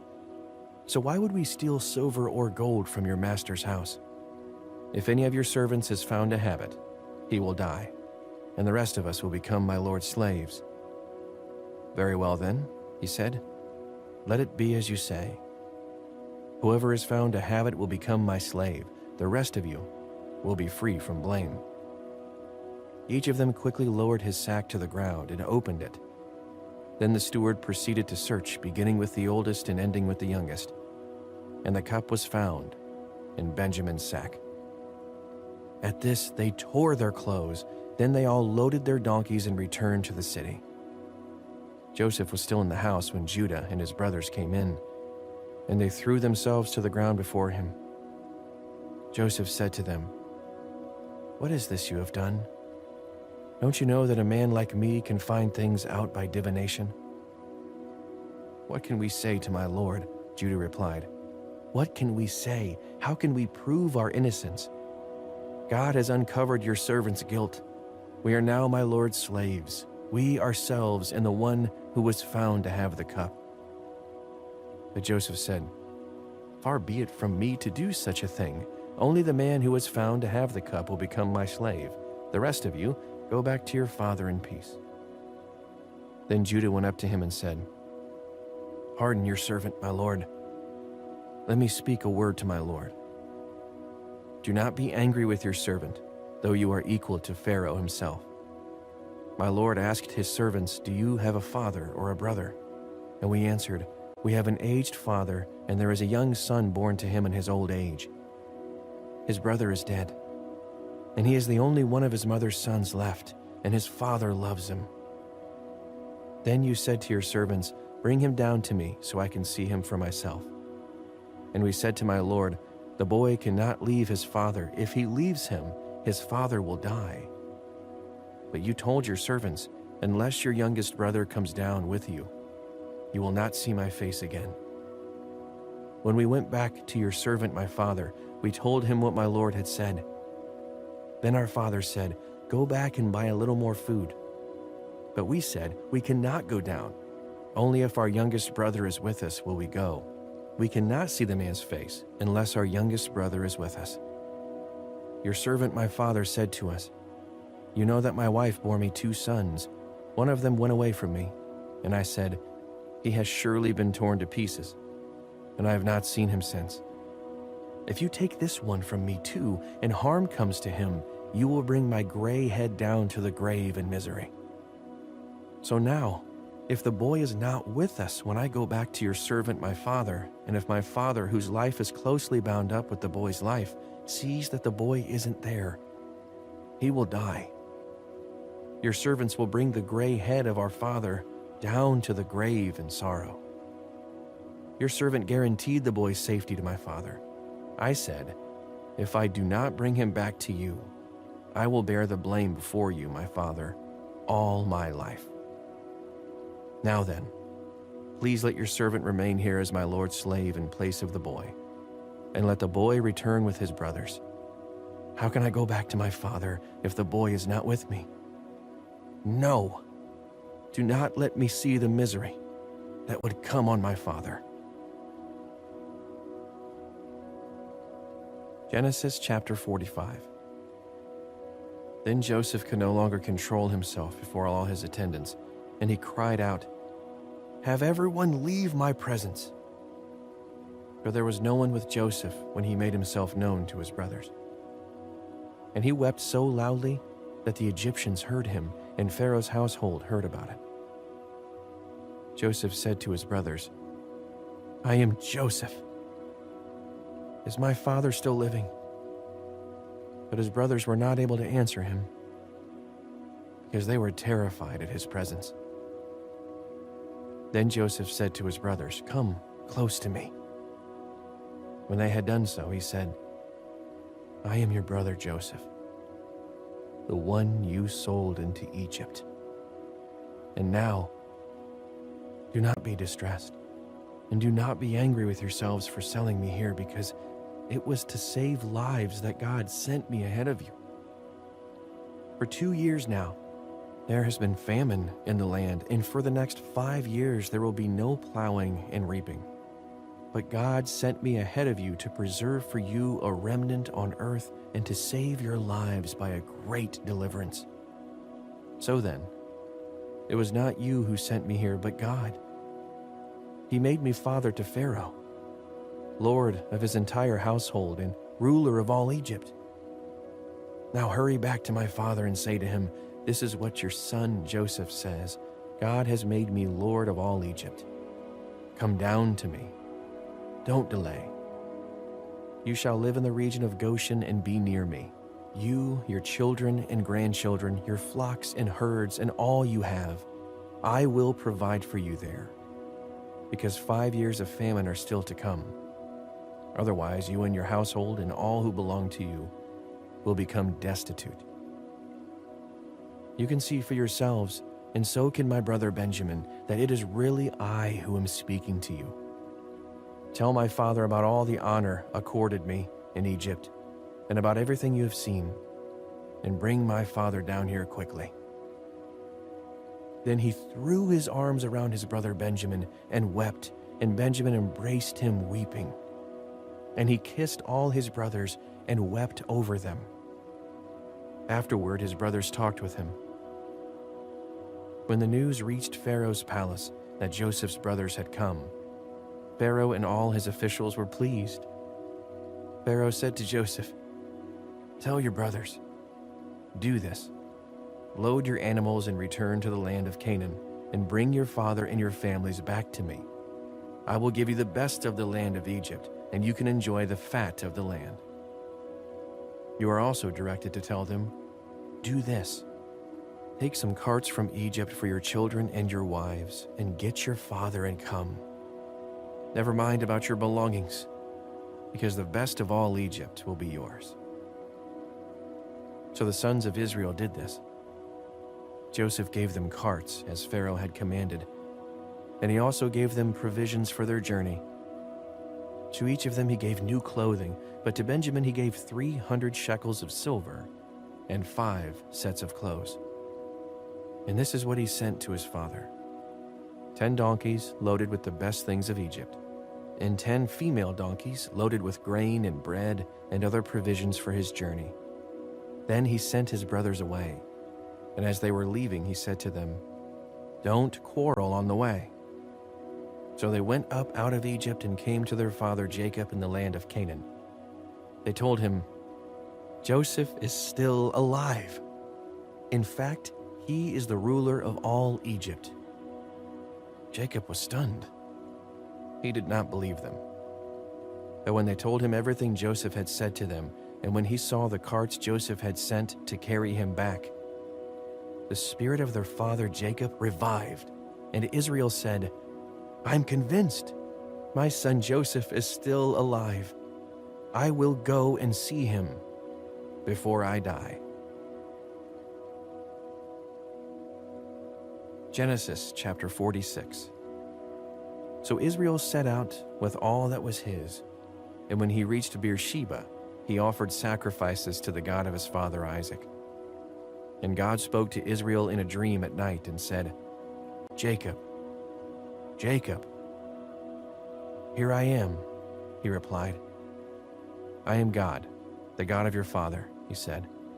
"Do not be afraid to go down to Egypt, for I will make you into a great nation there. I will go down to Egypt with you, and I will surely bring you back again. And Joseph's own hand will close your eyes." Then Jacob left Beersheba, and Israel's sons took their father Jacob and their children and their wives in the carts that Pharaoh had sent to transport him. So Jacob and all his offspring went to Egypt, taking with them their livestock and the possessions they had acquired in Canaan. Jacob brought with him to Egypt his sons and grandsons, and his daughters and granddaughters, all his offspring.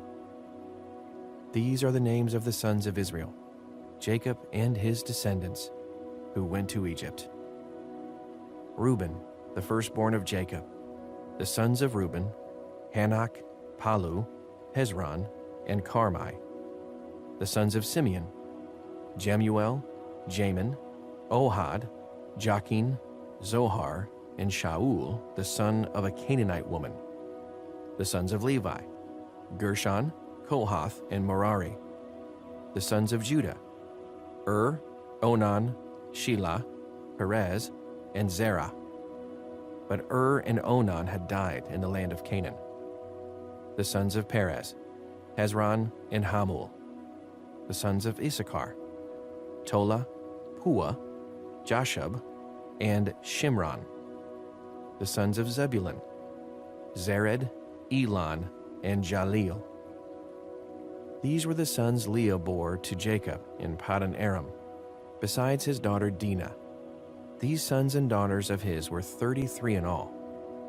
The sons of Gad, Zephon, Haggai, Shunai, Esbon, Eri, Erodi, and Areli. The sons of Asher, Imnah, Ishva, Ishvi, and Beriah. Their sister was Sarah. The sons of Beriah, Heber and Malchiel. These were the children born to Jacob by Zilpah, whom Laban had given to his daughter Leah, 16 in all. The sons of Jacob's wife Rachel, Joseph and Benjamin. In Egypt, Manasseh and Ephraim were born to Joseph by Asnath, daughter of Potipharah, priest of On. The sons of Benjamin, Bela, Becher, Ashbel, Jerah, Naaman, Ehi, Rosh, Muppim, Huppim, and Ard. These were the sons of Rachel who were born to Jacob, 14 in all. The son of Dan, Hashim. The sons of Naphtali, Jaziel, Gunai, Jezer, and Shilem. These were the sons born to Jacob by Bilhah, whom Laban had given to his daughter Rachel, 7 in all. All those who went to Egypt with Jacob, those who were his direct descendants, not counting his sons' wives, numbered 66 persons. With the 2 sons who had been born to Joseph in Egypt, the members of Jacob's family, which went to Egypt, were 70 in all. Now Jacob sent Judah ahead of him to Joseph to get directions to Goshen. When they arrived in the region of Goshen, Joseph had his chariot made ready and went to Goshen to meet his father Israel. As soon as Joseph appeared before him, he threw his arms around his father and wept for a long time. Israel said to Joseph, "Now I am ready to die, since I have seen for myself that you are still alive." Then Joseph said to his brothers and to his father's household, "I will go up and speak to Pharaoh and will say to him, 'My brothers and my father's household who are living in the land of Canaan have come to me.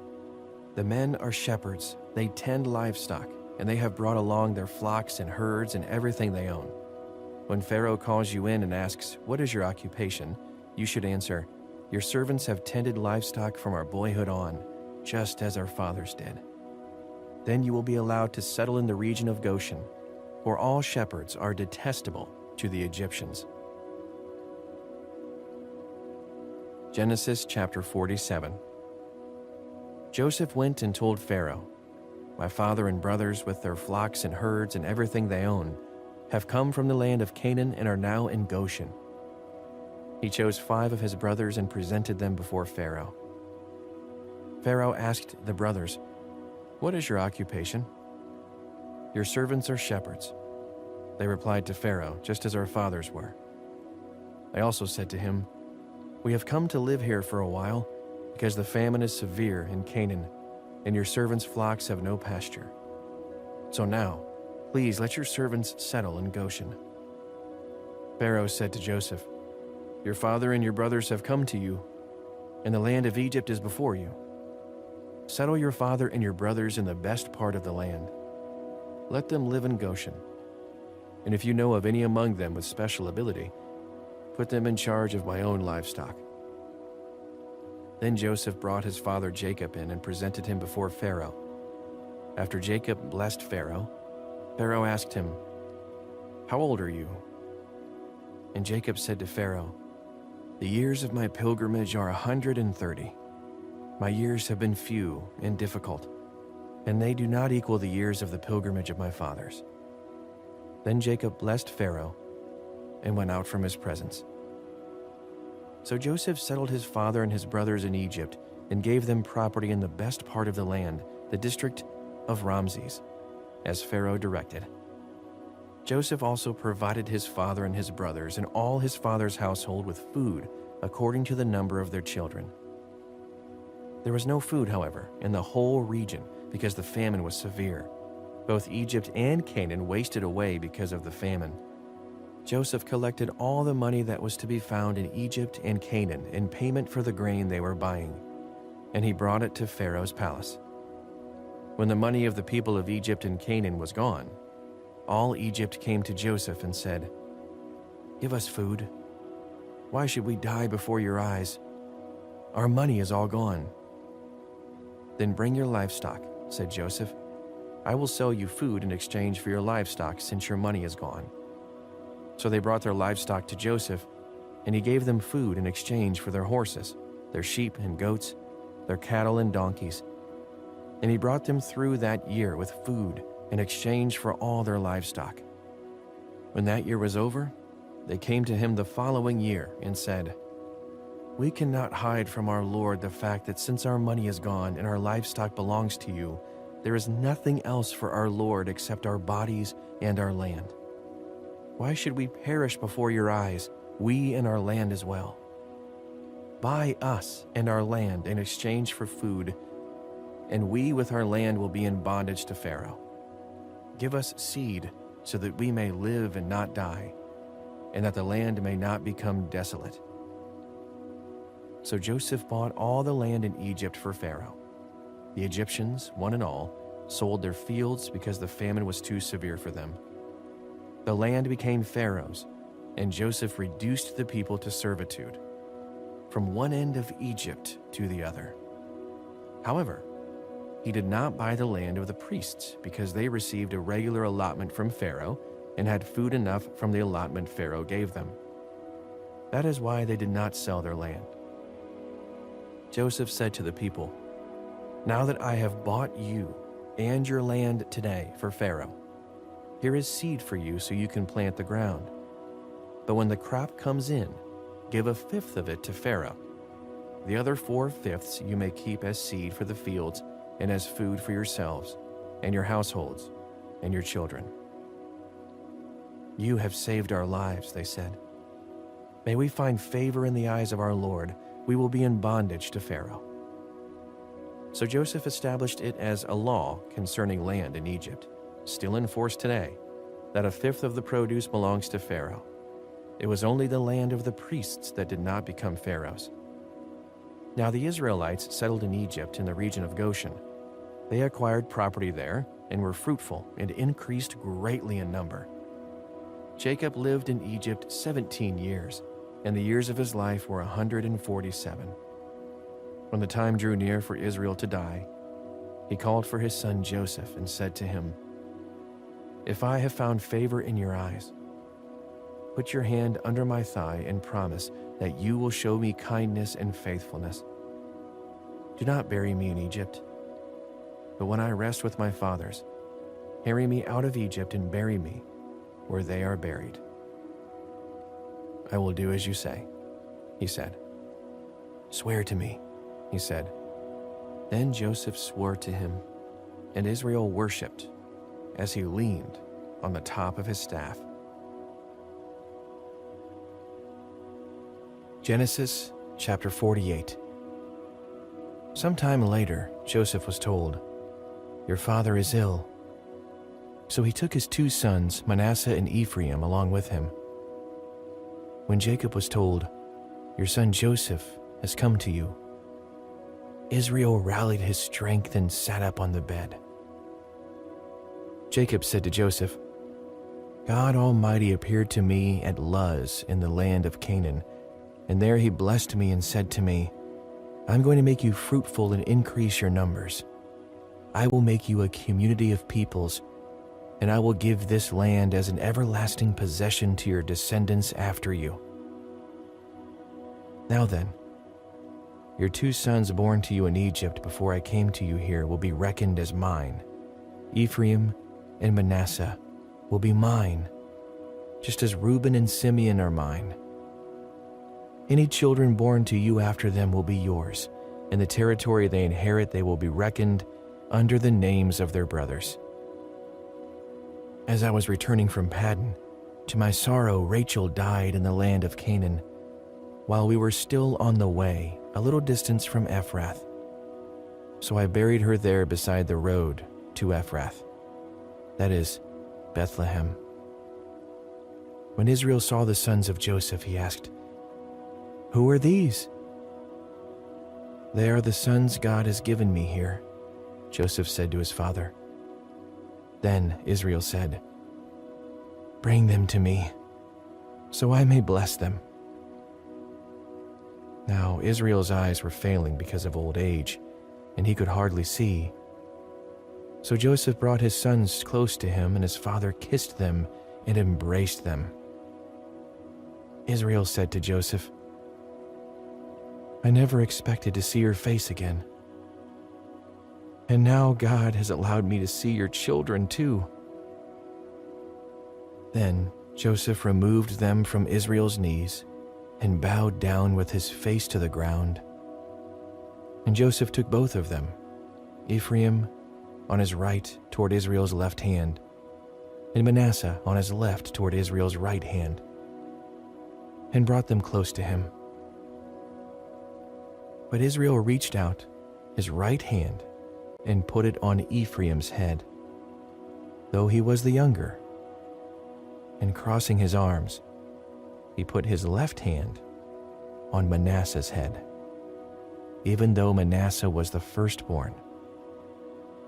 Then he blessed Joseph and said, "May the God before whom my fathers Abraham and Isaac walked faithfully, the God who has been my shepherd all my life to this day, the angel who has delivered me from all harm, may he bless these boys.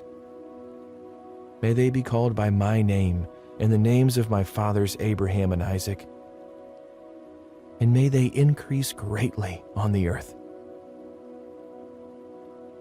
When Joseph saw his father placing his right hand on Ephraim's head, he was displeased. So he took hold of his father's hand to move it from Ephraim's head to Manasseh's head. Joseph said to him, "No, my father, this one is the firstborn. Put your right hand on his head."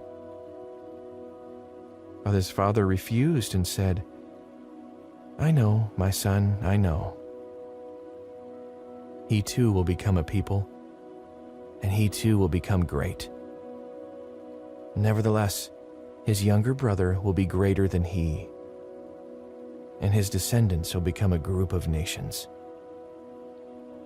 He blessed them that day and said, "In your name will Israel pronounce this blessing. May God make you like Ephraim and Manasseh." So he put Ephraim ahead of Manasseh. Then Israel said to Joseph, "I am about to die, but God will be with you and take you back to the land of your fathers. And to you I give one more ridge of land than to your brothers, the ridge I took from the Amorites with my sword and my bow." Genesis chapter 49. Then Jacob called for his sons and said, "Gather around, so I can tell you what will happen to you in days to come. Assemble and listen, sons of Jacob. Listen to your father Israel. Reuben, you are my firstborn, my might, the first sign of my strength, excelling in honor, excelling in power. Turbulent as the waters, you will no longer excel, for you went up onto your father's bed, onto my couch, and defiled it. Simeon and Levi are brothers. Their swords are weapons of violence. Let me not enter their council, let me not join their assembly, for they have killed men in their anger and hamstrung oxen as they pleased. Cursed by their anger, so fierce, and their fury so cruel, I will scatter them in Jacob and disperse them in Israel. Judah, your brothers will praise you. Your hand will be on the neck of your enemies. Your father's sons will bow down to you. You are a lion's cub, Judah. You return from the prey, my son. Like a lion he crouches and lies down, like a lioness who dares to rouse him.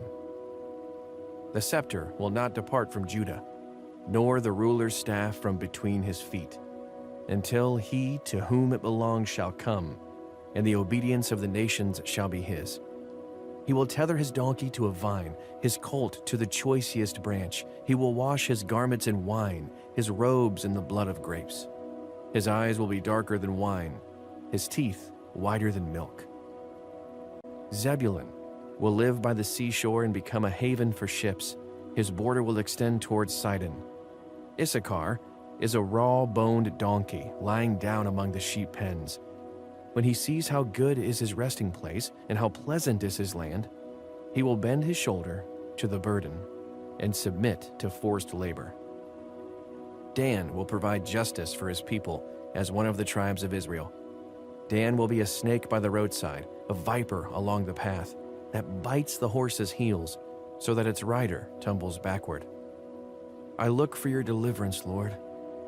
Gad will be attacked by a band of raiders, but he will attack them at their heels. Asher's food will be rich. He will provide delicacies fit for a king. Naphtali is a doe set free that bears beautiful fawns.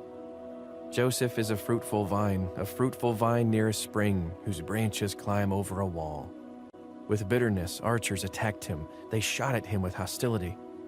But his bow remained steady. His strong arms stayed limber. Because of the hand of the mighty one of Jacob, because of the shepherd, the rock of Israel, because of your father's God who helps you, because of the Almighty who blesses you with the blessings of the skies above, blessings of the deep springs below, blessings of the breast and womb. Your father's blessings are greater than the blessings of the ancient mountains, than the bounty of the age-old hills. Let all these rest on the head of Joseph, on the brow of the prince among his brothers. Benjamin is a ravenous wolf. In the morning he devours the prey, in the evening he divides the plunder. All these are the 12 tribes of Israel. And this is what their father said to them when he blessed them, giving each the blessing appropriate to him. Then he gave them these instructions. I am about to be gathered to my people. Bury me with my fathers in the cave in the field of Ephron the Hittite, the cave in the field of Machpelah, near Mamre, in Canaan, which Abraham bought along with the field as a burial place for Ephron the Hittite. There, Abraham and his wife Sarah were buried. There, Isaac and his wife Rebekah were buried. And there, I buried Leah.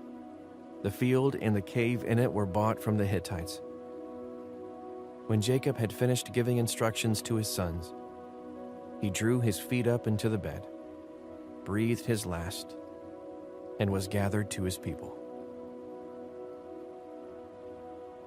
Genesis chapter 50. Joseph threw himself on his father and wept over him and kissed him.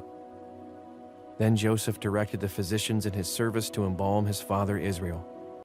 So the physicians embalmed him, taking a full 40 days, for that was the time required for embalming. And the Egyptians mourned for him 70 days. When the days of mourning had passed, Joseph said to Pharaoh's court, If I have found favor in your eyes, speak to Pharaoh for me. Tell him, my father made me swear an oath and said, I am about to die. Bury me in the tomb I dug for myself in the land of Canaan. Now let me go up and bury my father. Then I will return." Pharaoh said, "Go up and bury your father, as he made you swear to do." So Joseph went up to bury his father. All Pharaoh's officials accompanied him, the dignitaries of his court and all the dignitaries of Egypt. Besides all the members of Joseph's household and his brothers and those belonging to his father's household, only their children and their flocks and herds were left in Goshen. Chariots and horsemen also went up with him. It was a very large company. When they reached the threshing floor of Atad near the Jordan, they lamented loudly and bitterly. And there Joseph observed a 7-day period of mourning for his father. When the Canaanites who lived there saw the mourning at the threshing floor of Atad, they said, "The Egyptians are holding a solemn ceremony of mourning." That is why that place near the Jordan is called Abel Mizraim. So Jacob's sons did as he had commanded them. They carried him to the land of Canaan and buried him in the cave in the field of Machpelah, near Mamre, which Abraham had bought along with the field as a burial place from Ephron the Hittite.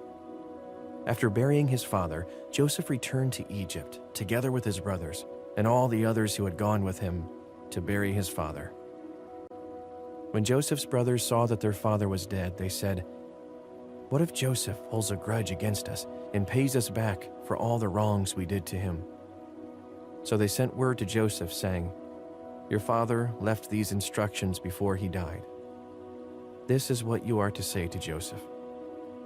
I ask you to forgive your brothers the sins and the wrongs they committed in treating you so badly. Now please forgive the sins of the servants of the God of your father." When their message came to him, Joseph wept. His brothers then came and threw themselves down before him. "We are your slaves," they said. But Joseph said to them, "Don't be afraid. Am I in the place of God? You intended to harm me, but God intended it for good to accomplish what is now being done, the saving of many lives. So then, don't be afraid. I will provide for you and your children." And he reassured them and spoke kindly to them. Joseph stayed in Egypt along with all his father's family. He lived 110 years and saw the third generation of Ephraim's children.